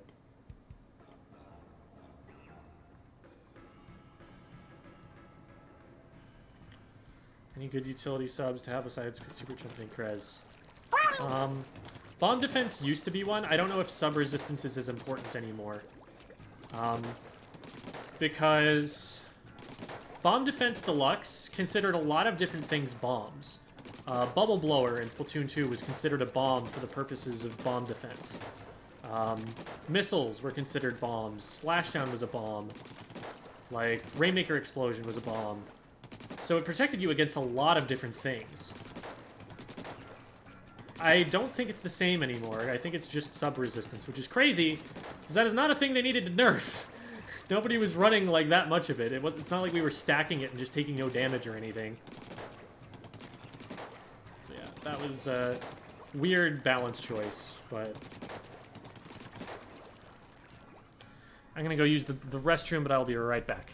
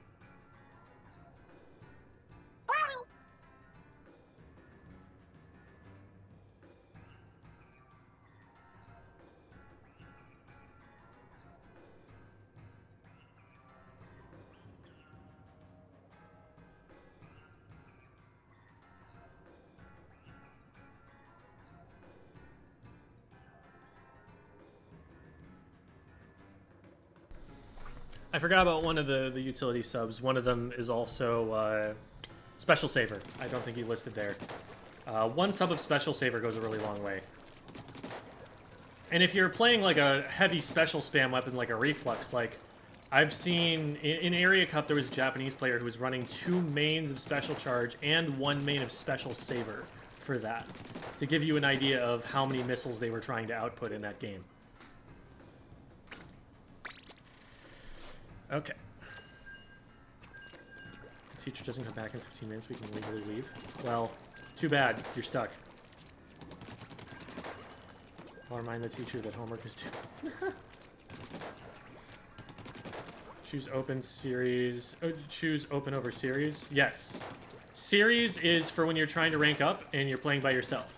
Open is for when you're trying new weapons, you want it to be more casual and you don't need to risk your rank points. Or you want to play in a coordinated setting with teammates.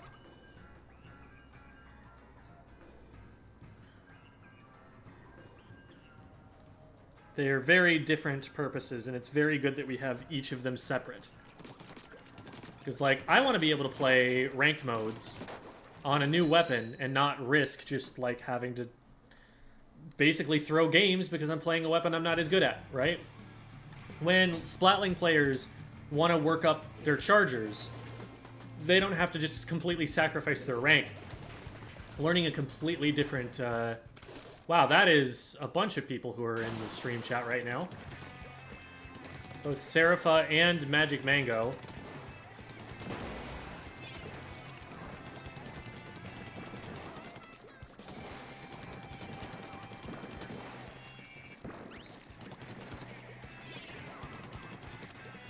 A bunch of sharks around mid. Let's see if I can draw anybody out to that. Nice. Got a pick there. That didn't hit? Must have been an indirect, okay. Because I got an assist for it.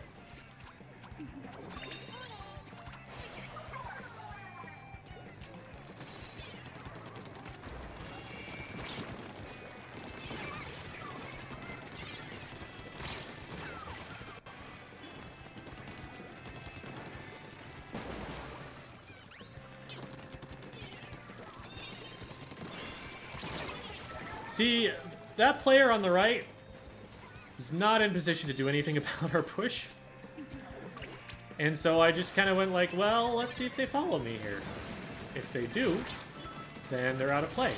And if they don't, then I got a flank on their team.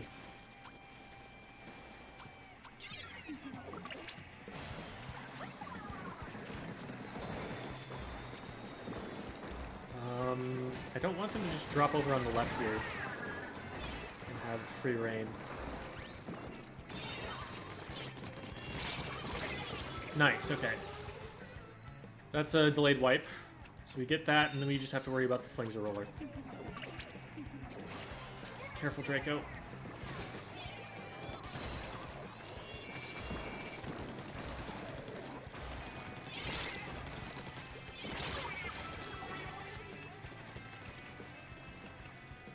We might still... No, definitely not. We just jump into a beacon and reset mid.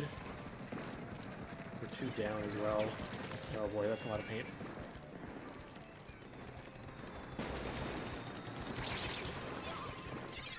Lost track of them. Ninja Squid. Right now I'm just trying to keep an escape route behind me and bombs in front. As long as we paint their feet... Oh god. There we go. As long as we paint their feet, they can't move forward. We could also, you know, just shoot them with a Trizooka. That's an option.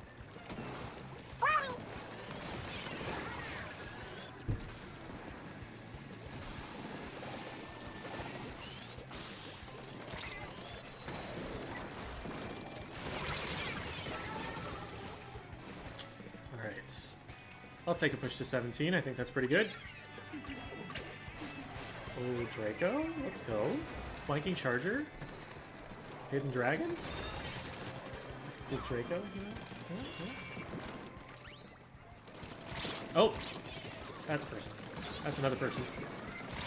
That's Crab. The Crab is the scary part.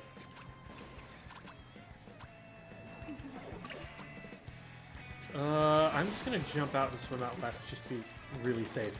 Because we can afford to be really safe.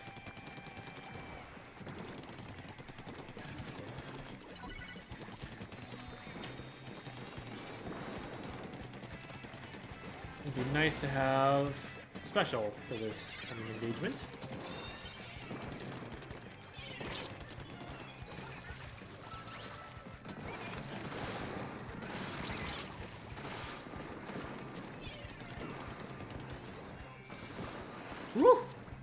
Draco is playing off me really well.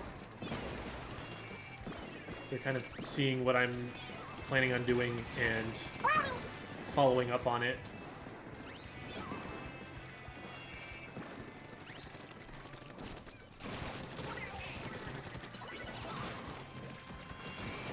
Notice how as soon as I started a fight over there, Charger Laser was right on top of it.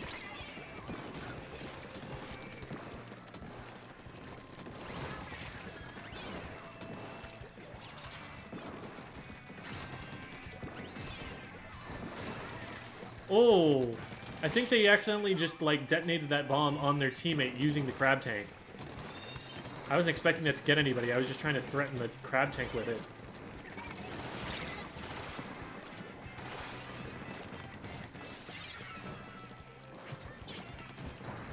That does give them an overtime, unfortunately. It's not an overtime they're going to be able to make a lot of use of. But I am marked at the beginning of it, which is not great.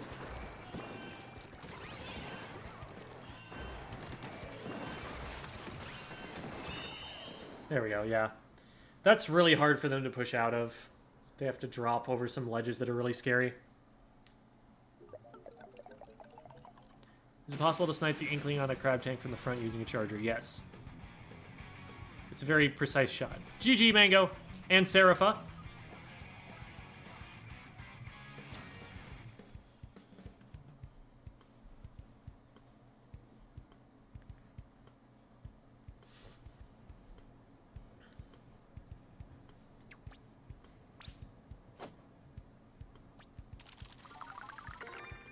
Nice.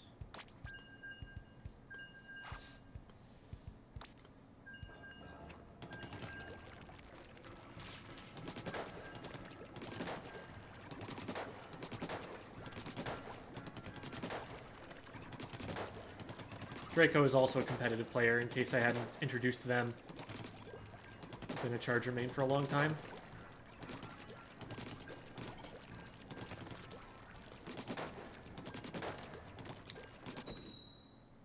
If I remember correctly, they're close with Avril, who is a member of Splat Force.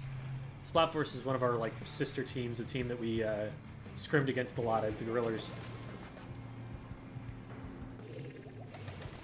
Alright, whole team sticking together here. Very similar team comps. Splatana versus Dapple Dualies is the only difference.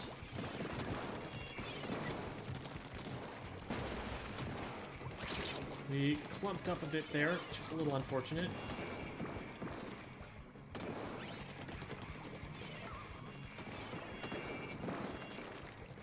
Can I get close enough for this?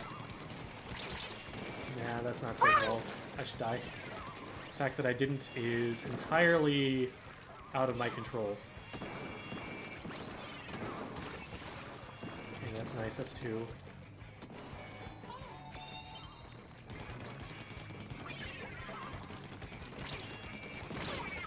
There's a bomb behind me. Well, we get up there. The rest of us weren't there at all, and that might actually be part of why it worked, because the other team wasn't expecting it to go that way based on our positioning. But that's definitely not where we wanted the rest of us to be.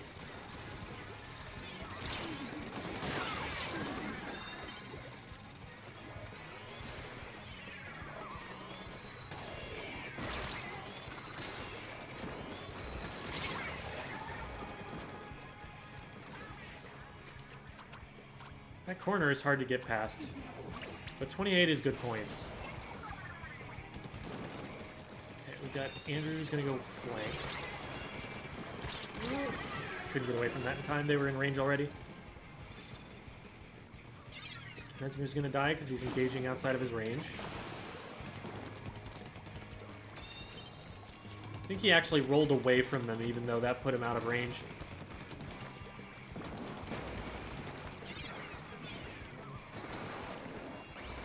Hi.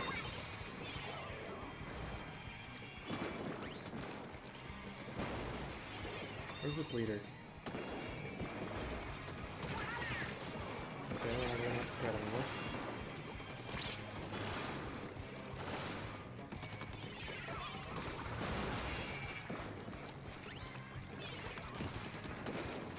We don't want to push this in general.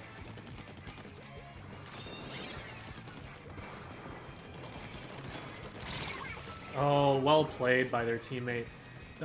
So the charger there brushed right up against cover to keep themselves out of my line of sight, and then their teammate was really quick on the draw to get rid of me. Well played by them. Ah, I thought I was out of range. That sucks. Why are we over fighting on the right? That's not where the Rainmaker is.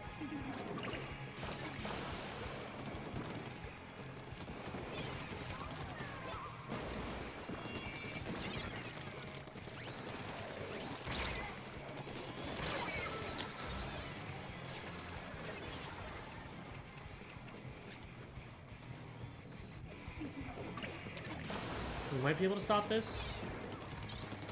Nope. I didn't know that was paintable. What? Oh, I don't think it's paintable. I think they just jumped. That makes sense.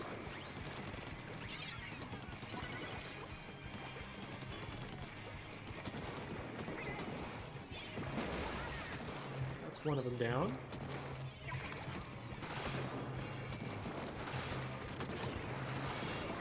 I was trying to play that off of a movement read that I had on the Splatana. Didn't work. Oh, that's not going anywhere. What are you doing?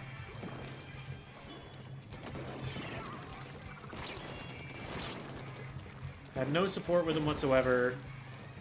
Had nothing but grates that you can't paint in front. So there's nowhere to swim. Whole enemy team's looking at you.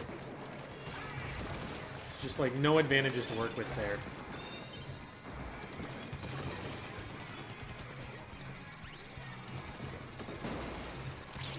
And this is a really tough spot to be in, because the charger is going to shut us down for trying to pick it up.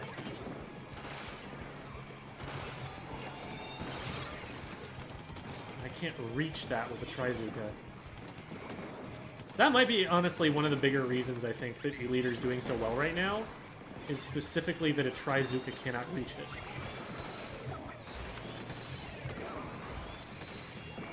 We got that in mid, and I can go zoomy fast.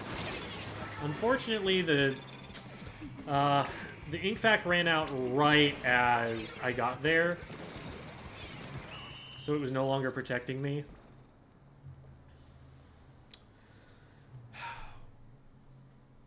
As a frontliner, it's really important to focus on the things that actually threaten the Rainmaker.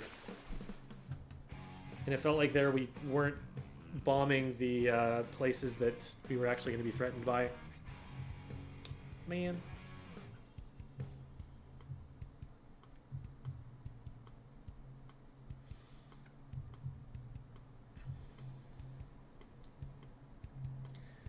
There's definitely some inexperience with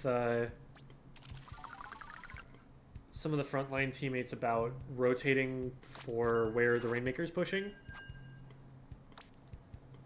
So it felt like we were taking a lot of fights in places that did not impact the objective at all.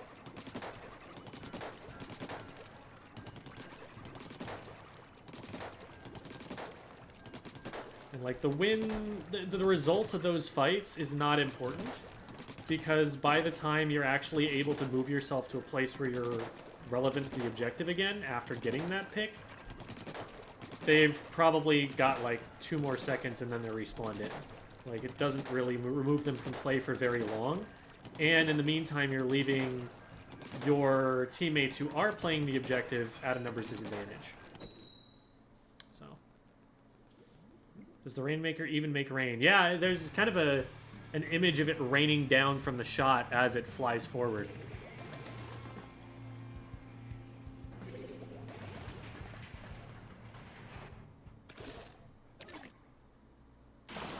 What are your motion settings? +5, +5.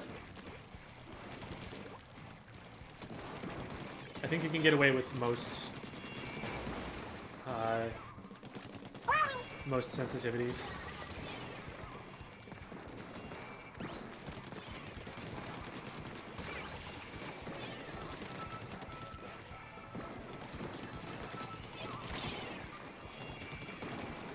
You're a little bit slow on that push.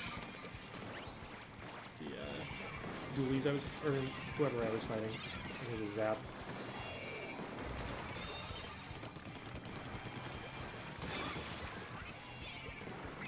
We might be able to get this pop and like let our teammate grab.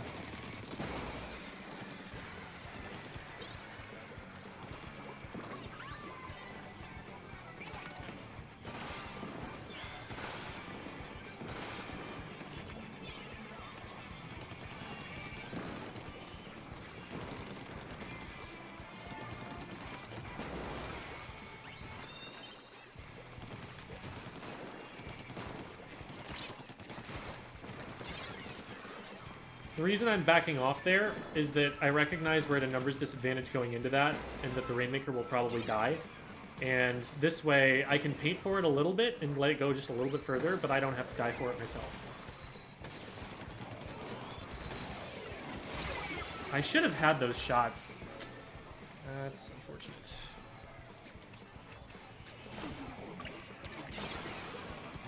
Ugh. Like, Andrew had to run really far back to be able to get to where the Rainmaker was there. And, like, that's the only thing on the map that matters at the moment. Oh my god. That pushed me all the way back. So, like, they may well be getting picks and gaining a numbers advantage, but if a numbers advantage is not causing us to have control of a Rainmaker, we don't need it. We would rather control the space that the Rainmaker has to pass through at any given point in time than have numbers advantage without that map control.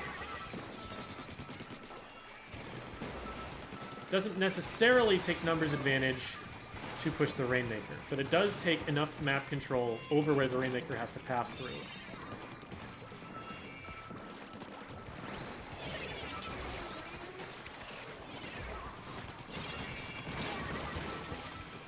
I could not see where they went. There's a bomb that went down in my peripheral vision, and I was distracted by that. Couldn't keep my eye on it.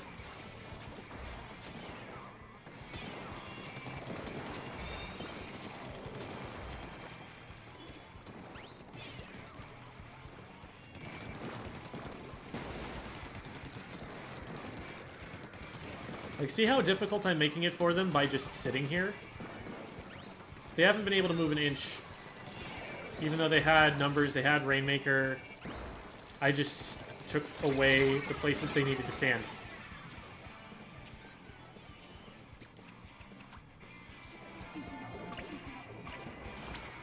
Hopefully they're backed up enough. Oh, that was a little yikes, but we made it. Yeah, 1-for-1 trade is about all you're going to get from being that far pushed up.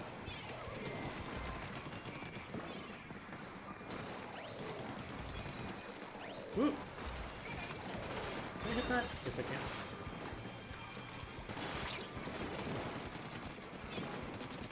Yeah, so if I've got a Trizooka and you're trying to avoid it, I don't think the play is to move further out past cover. I think you want to be backing up instead.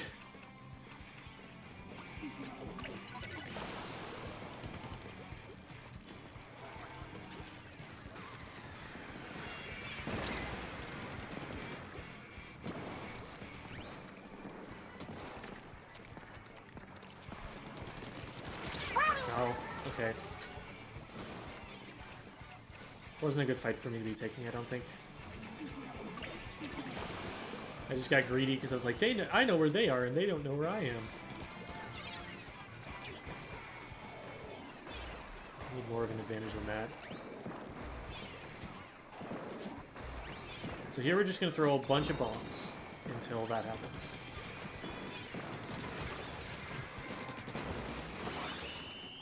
Yeah, and that's, so, I generally say you want to keep the Rainmaker shield your color, but if it's the last 2 seconds and you would get the explosion, the enemy team has to be far enough away from the explosion to not die in it.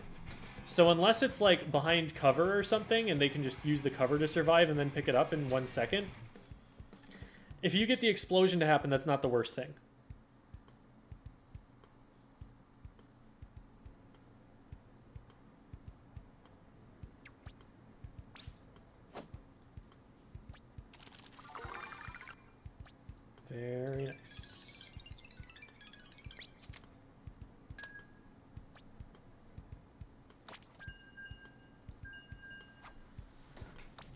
All right.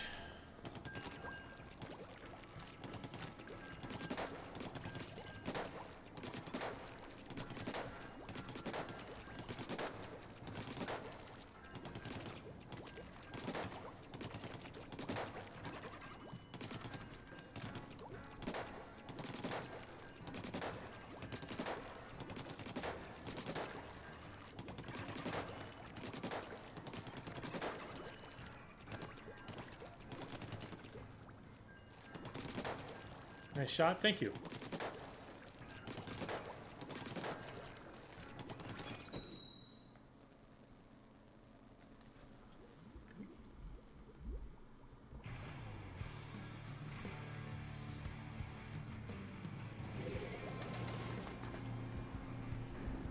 Is Tri-Strike ever useful?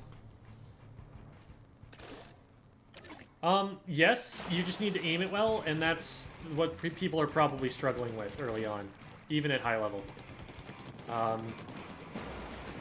Not just, like, knowing how to aim it, but where to aim it. Those are both challenges at the moment that we haven't had to face before, so it's taking some learning to get through.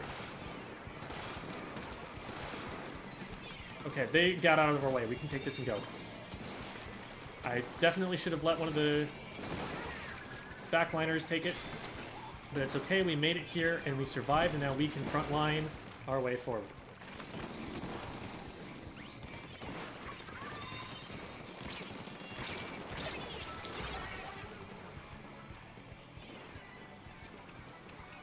Alright. Andrew's going to need to get out of there, unfortunately. We weren't able to hold.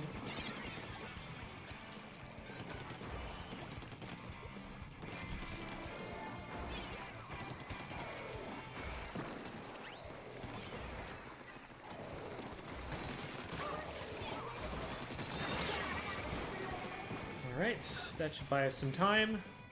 iCarly God? What does that even mean?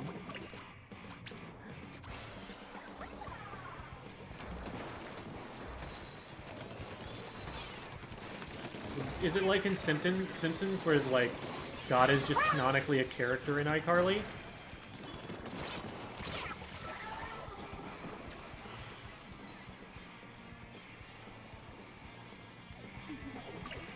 Yes, you can lock the position you want to land at by pressing ZR. That's what that little click sound is every time I'm doing it. That way you can relax your hands.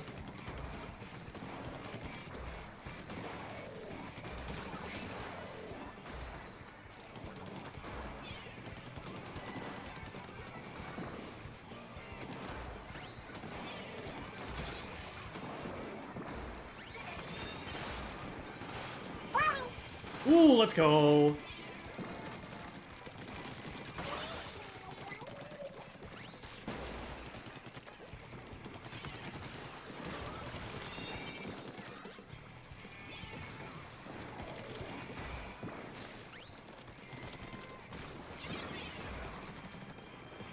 Oh, we got flanked.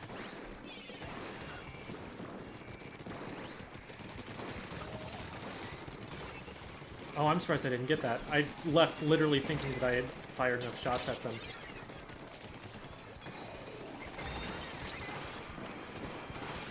I could actually hit this guy.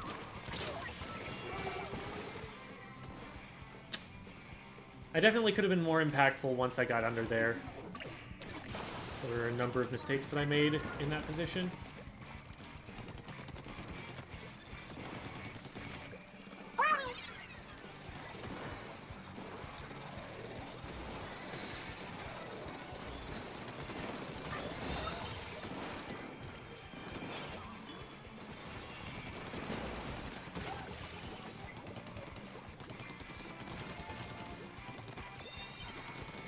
Is down.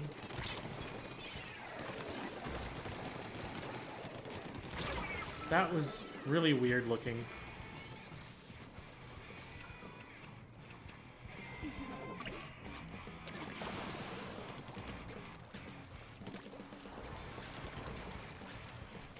I guess there probably isn't a great way to take the Rainmaker on the left. I'm just thinking, like, We had a lot of control on left, but it's not translating well into control of the Rainmaker path. I'm just trying to get in there and, like, spawn camp and, like, keep them back so that we can move forward, but it seems like that's not a good place to try and play, at least in that particular situation. Okay, I was gonna say earlier, I could have stayed down there on low ground, but I decided to just give myself the option of having high ground by climbing back up.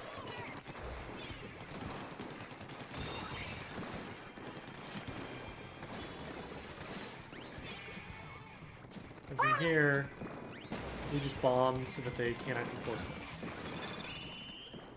Just like that. Thoughts on the Sploosh-O-Matic? Been meaning it so far, but don't know whether I'm missing out on something better. Thanks for the stream. Yeah, thank you. The Sploosh is, in my opinion, a weapon that has a niche, but most of the time that niche is not a very good one. It's that, like, rat weapon playstyle that I talk about in the Turf War video. The Sploosh 7 had a really solid niche in Rainmaker, and I imagine that this one kind of does too, in that it can paint for itself really well and throw a lot of bombs. The problem with this Sploosh is that it's got the curling bomb instead, the mobility option, rather than the like all-around combat option and everything that the Splat Bomb is. So it doesn't have anything at long range. That's something that I think the Sploosh very sorely needs. The fact that it could sit back and spam bombs, but then move really fast and flank and stuff, that I think was a massive advantage that the Sploosh 7 had over this current Sploosh. Because curling bombs are not good for Rainmaker defense in the same way. So it can't just play like a Splattershot Junior while it waits for an opportunity.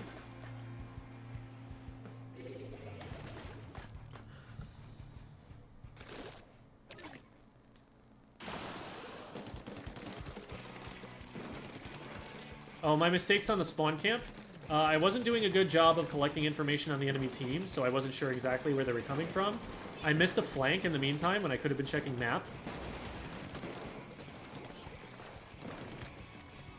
And I mechanically misplayed a couple of times so that I didn't get advantages I could have won.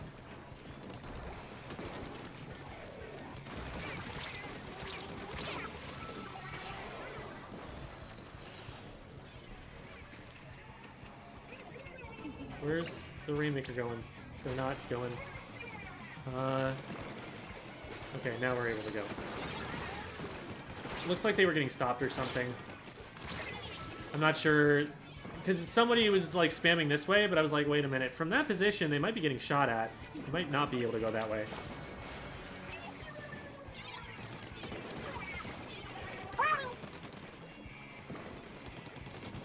Did you not know I was there? I threw so many bombs and stuff.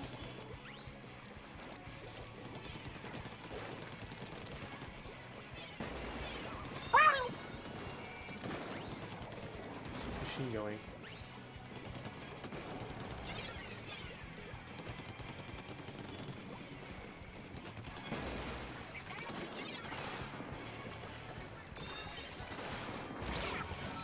Oh, I thought I was in cover still. I was trying to use the pillow to guard myself.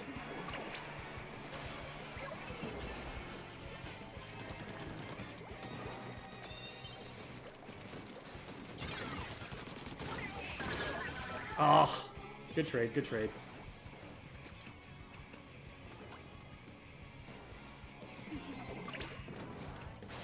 This is a little bit challenging because we only have two frontliners. We have two weapons that are going to be pushing in. So it's... the window to get in is tight.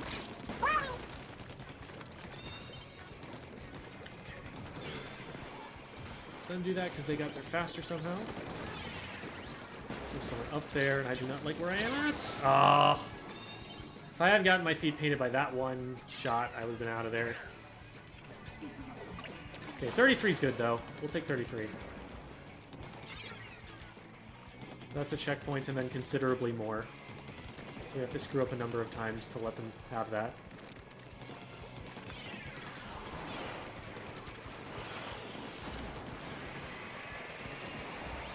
I'm not trying to be anywhere near any of that.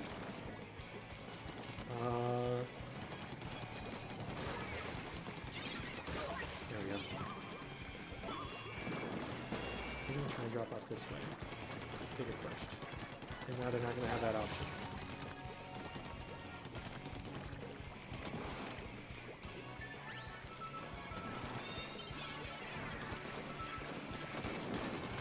Yeah, you didn't know where I was.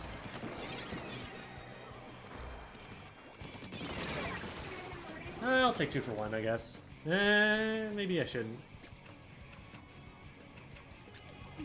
It is in a place that it's very difficult for them to push quickly from. So this is fine. I'm glad we got it dropped down.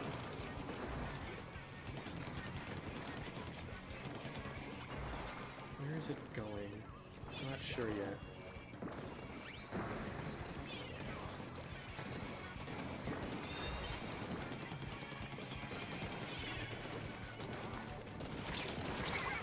Ah. That was on me. They got flushed back out into my sight line, and I needed to hit those shots. Good job following up by my teammates. Oh, they got 2. Awesome.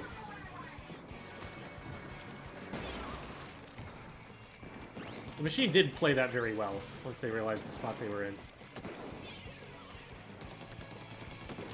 Oh, hi. Thank you. Good job, B.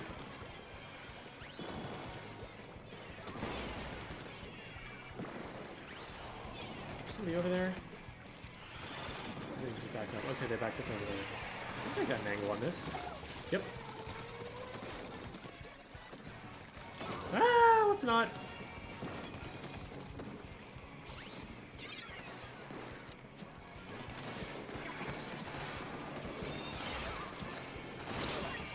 Oh, if that had hit them at the very end, that would have been so sick. It's fine. Game's over anyway. Just the leader.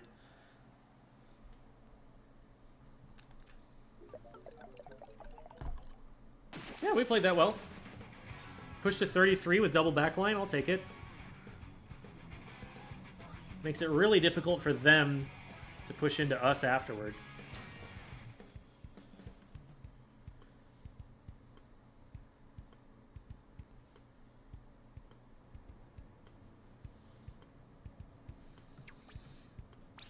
All right. What does it mean when you say you're collecting information on the enemy team? Literally looking to see where they're at. What is their position? Can I see ink splatter on the ground? Will that give away where they're planning on painting? I will also take a look at how many players are alive, so I can anticipate, you know, is this a fight I want to take? Is this a situation where I'm up against a weapon that I don't win the 1v1 with? You know, because if, like, there are 2 players up, one of them's a charger, and you can see the laser, then you can be like, okay. Or even if you can't see the laser, if they're just in that forward of a position, you can be like, wait, this is a roller. I do not win this at close quarters. I need to back up and kite them.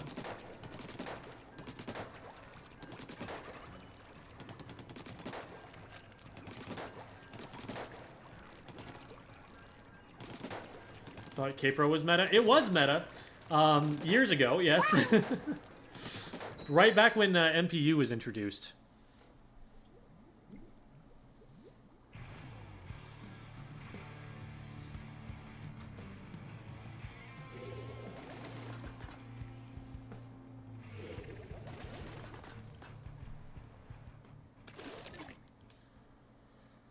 Okay, so we're back to single backline, which is probably for the best, even though Draco's been doing a great job.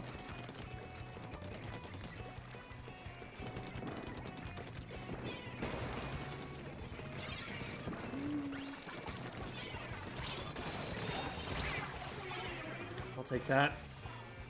Trading the Rainmaker is generally worthwhile.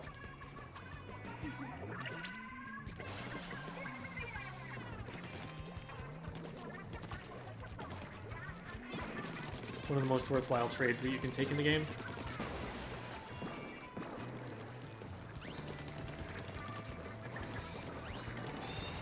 Just trying to create options here. I don't necessarily need them to go this way. In fact, I need to be careful about it. That way, if something does go in our favor, we immediately have that option to go to. I knew that was going to happen. Darn. That slows us down a lot. Now the enemy team is all live again. I don't need to feed for lead here. We should need to get out of here. Ooh. I don't think I want them chasing in there. We might just get pushed. I guess not. Okay, good job, Dino Nuggy.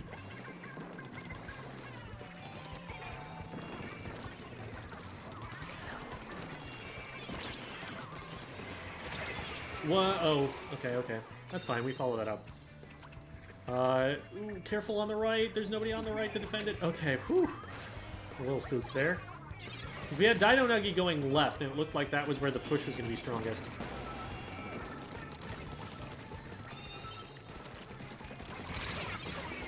Darn. We were at a numbers disadvantage. Oh, wow, we actually have been able to keep it. I thought the push was going to fall apart, so I was just trying to suicide for check. Alright. We did finally get it. And we're still in there. Man, what is going on? Must be the beacons. That's a position that I expect to have lost like 3 times by now. And instead we just KO'd off it.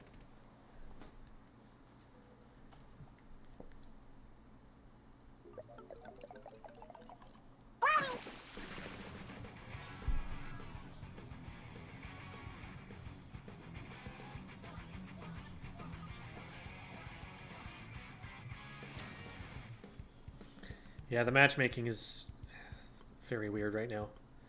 Is there anything people do in low ranks that pros doing weapon to X rank challenges have to adapt to? Or is it all just, you left yourself wide open, now get splatted? I mean, there are plenty of other kinds of mistakes than just, like, standing out in the open. Massive errors with the objective happen all the time. Like, I've been talking a lot about, you know, we're clearing a path in this direction, but the Rainmaker went the other way. Or, we're picking up the Rainmaker when we could just be stalling it. Those sorts of things.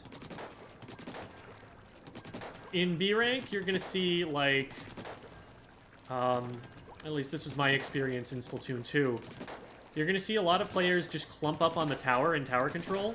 Like 3 of them on tower at once. So nobody's clearing the path for the tower. And as soon as the defenders get to the tower, they're already able to shoot at those people. And they're all clumped up so that a single bomb takes them all out. So you see those kinds of things happening a lot as soon as people figure out how suction bombs work.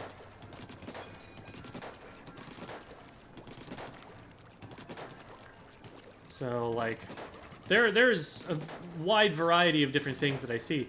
Again, for that, I would recommend watching the How to Get Out of Rank series, because literally the way that I made the How to Get Out of Rank series on YouTube is I went into C rank, I recorded every single match I played on my way out, and I watched them back and counted the number of certain kinds of mistakes that I saw. And whichever ones I counted the most, that was a subheader, that was a section of the video.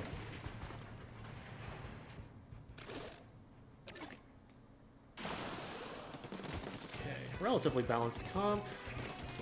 They've got a charger, and we don't have anything longer range than a range blaster.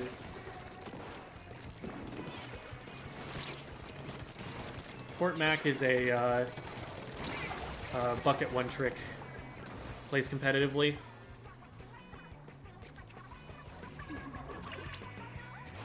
jumping to them here because they're behind a lot of cover and I'm not going to get sniped.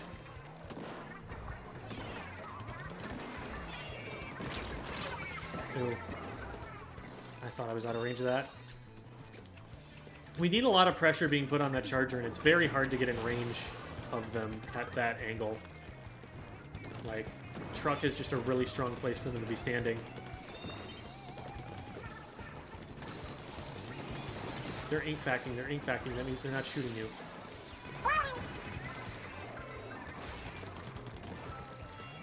gonna keep moving this.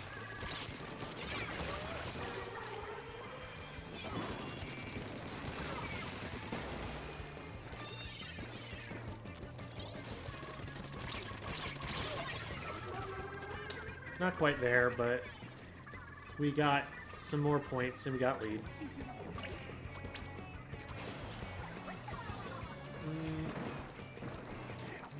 Pressure on the leader, or on the charger.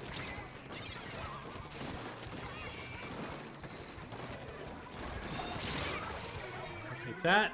That's 3 down.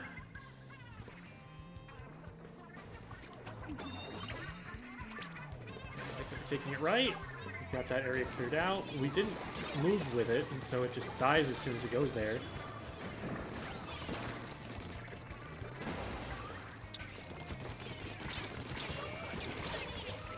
Okay, it's just the charger. Just the charger. Pick it up, pick it up, pick it up. We just need to make them miss a shot. There we go.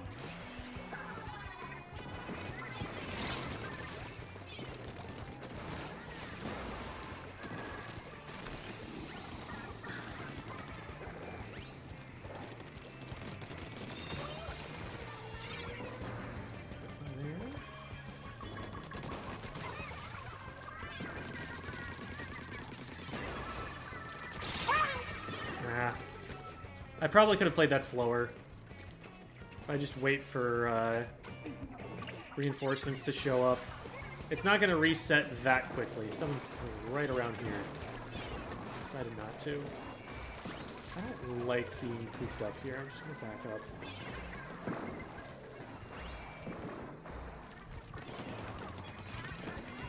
I'm just going to keep paint down below us so that they can't shark us. Oh boy.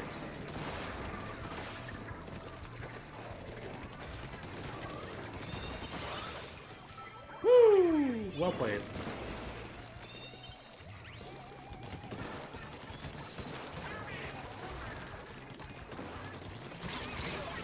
Oh, they had armor.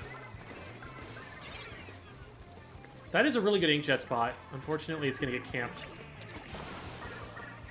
There's nobody there protecting it. They got that trade, though. Let's go, Port Mac. Also, I guess RIP to Port Mac not being in this game. That's not really the way that I feel, but I feel for them, as they are named for it.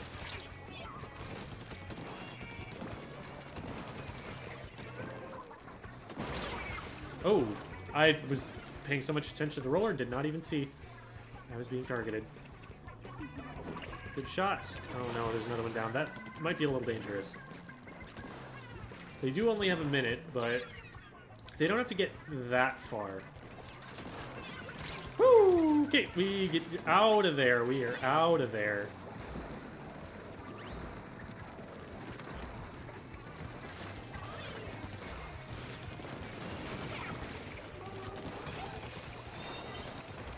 Okay.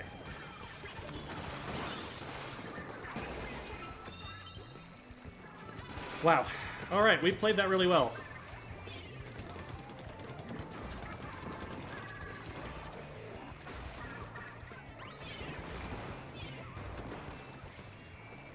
I'm trying to get an off angle on the charger here, so they can't stop it.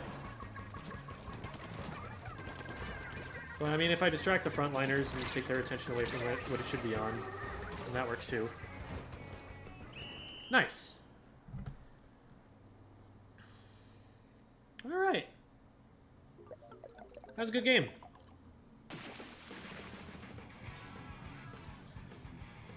All right.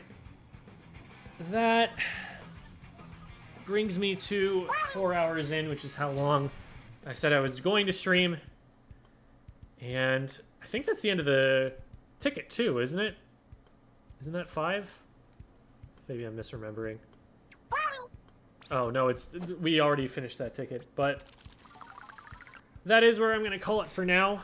So let's go and figure out who we're raiding. If you guys are on YouTube and want to join us in the raid, just hop over to twitch.tv/squid_school, and then you can be a part of said festivities. Really quick, here are my links. I am trying to do really quick. Oh my god. Here are my links. I am trying to do. Shut up, Gem. Okay. I don't know why it's defaulting to the sound being on when I'm watching myself. That's really annoying. Anyway.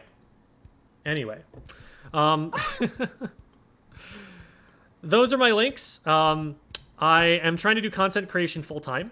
So I have a Patreon account. I also have a Metafy, where I offer to coach people. I've got Twitter. There's a Discord server for Squid School if you're looking for more resources for how to play competitively. We've got a bunch of people in there who can help you, on top of having a bunch of links and things to different useful places.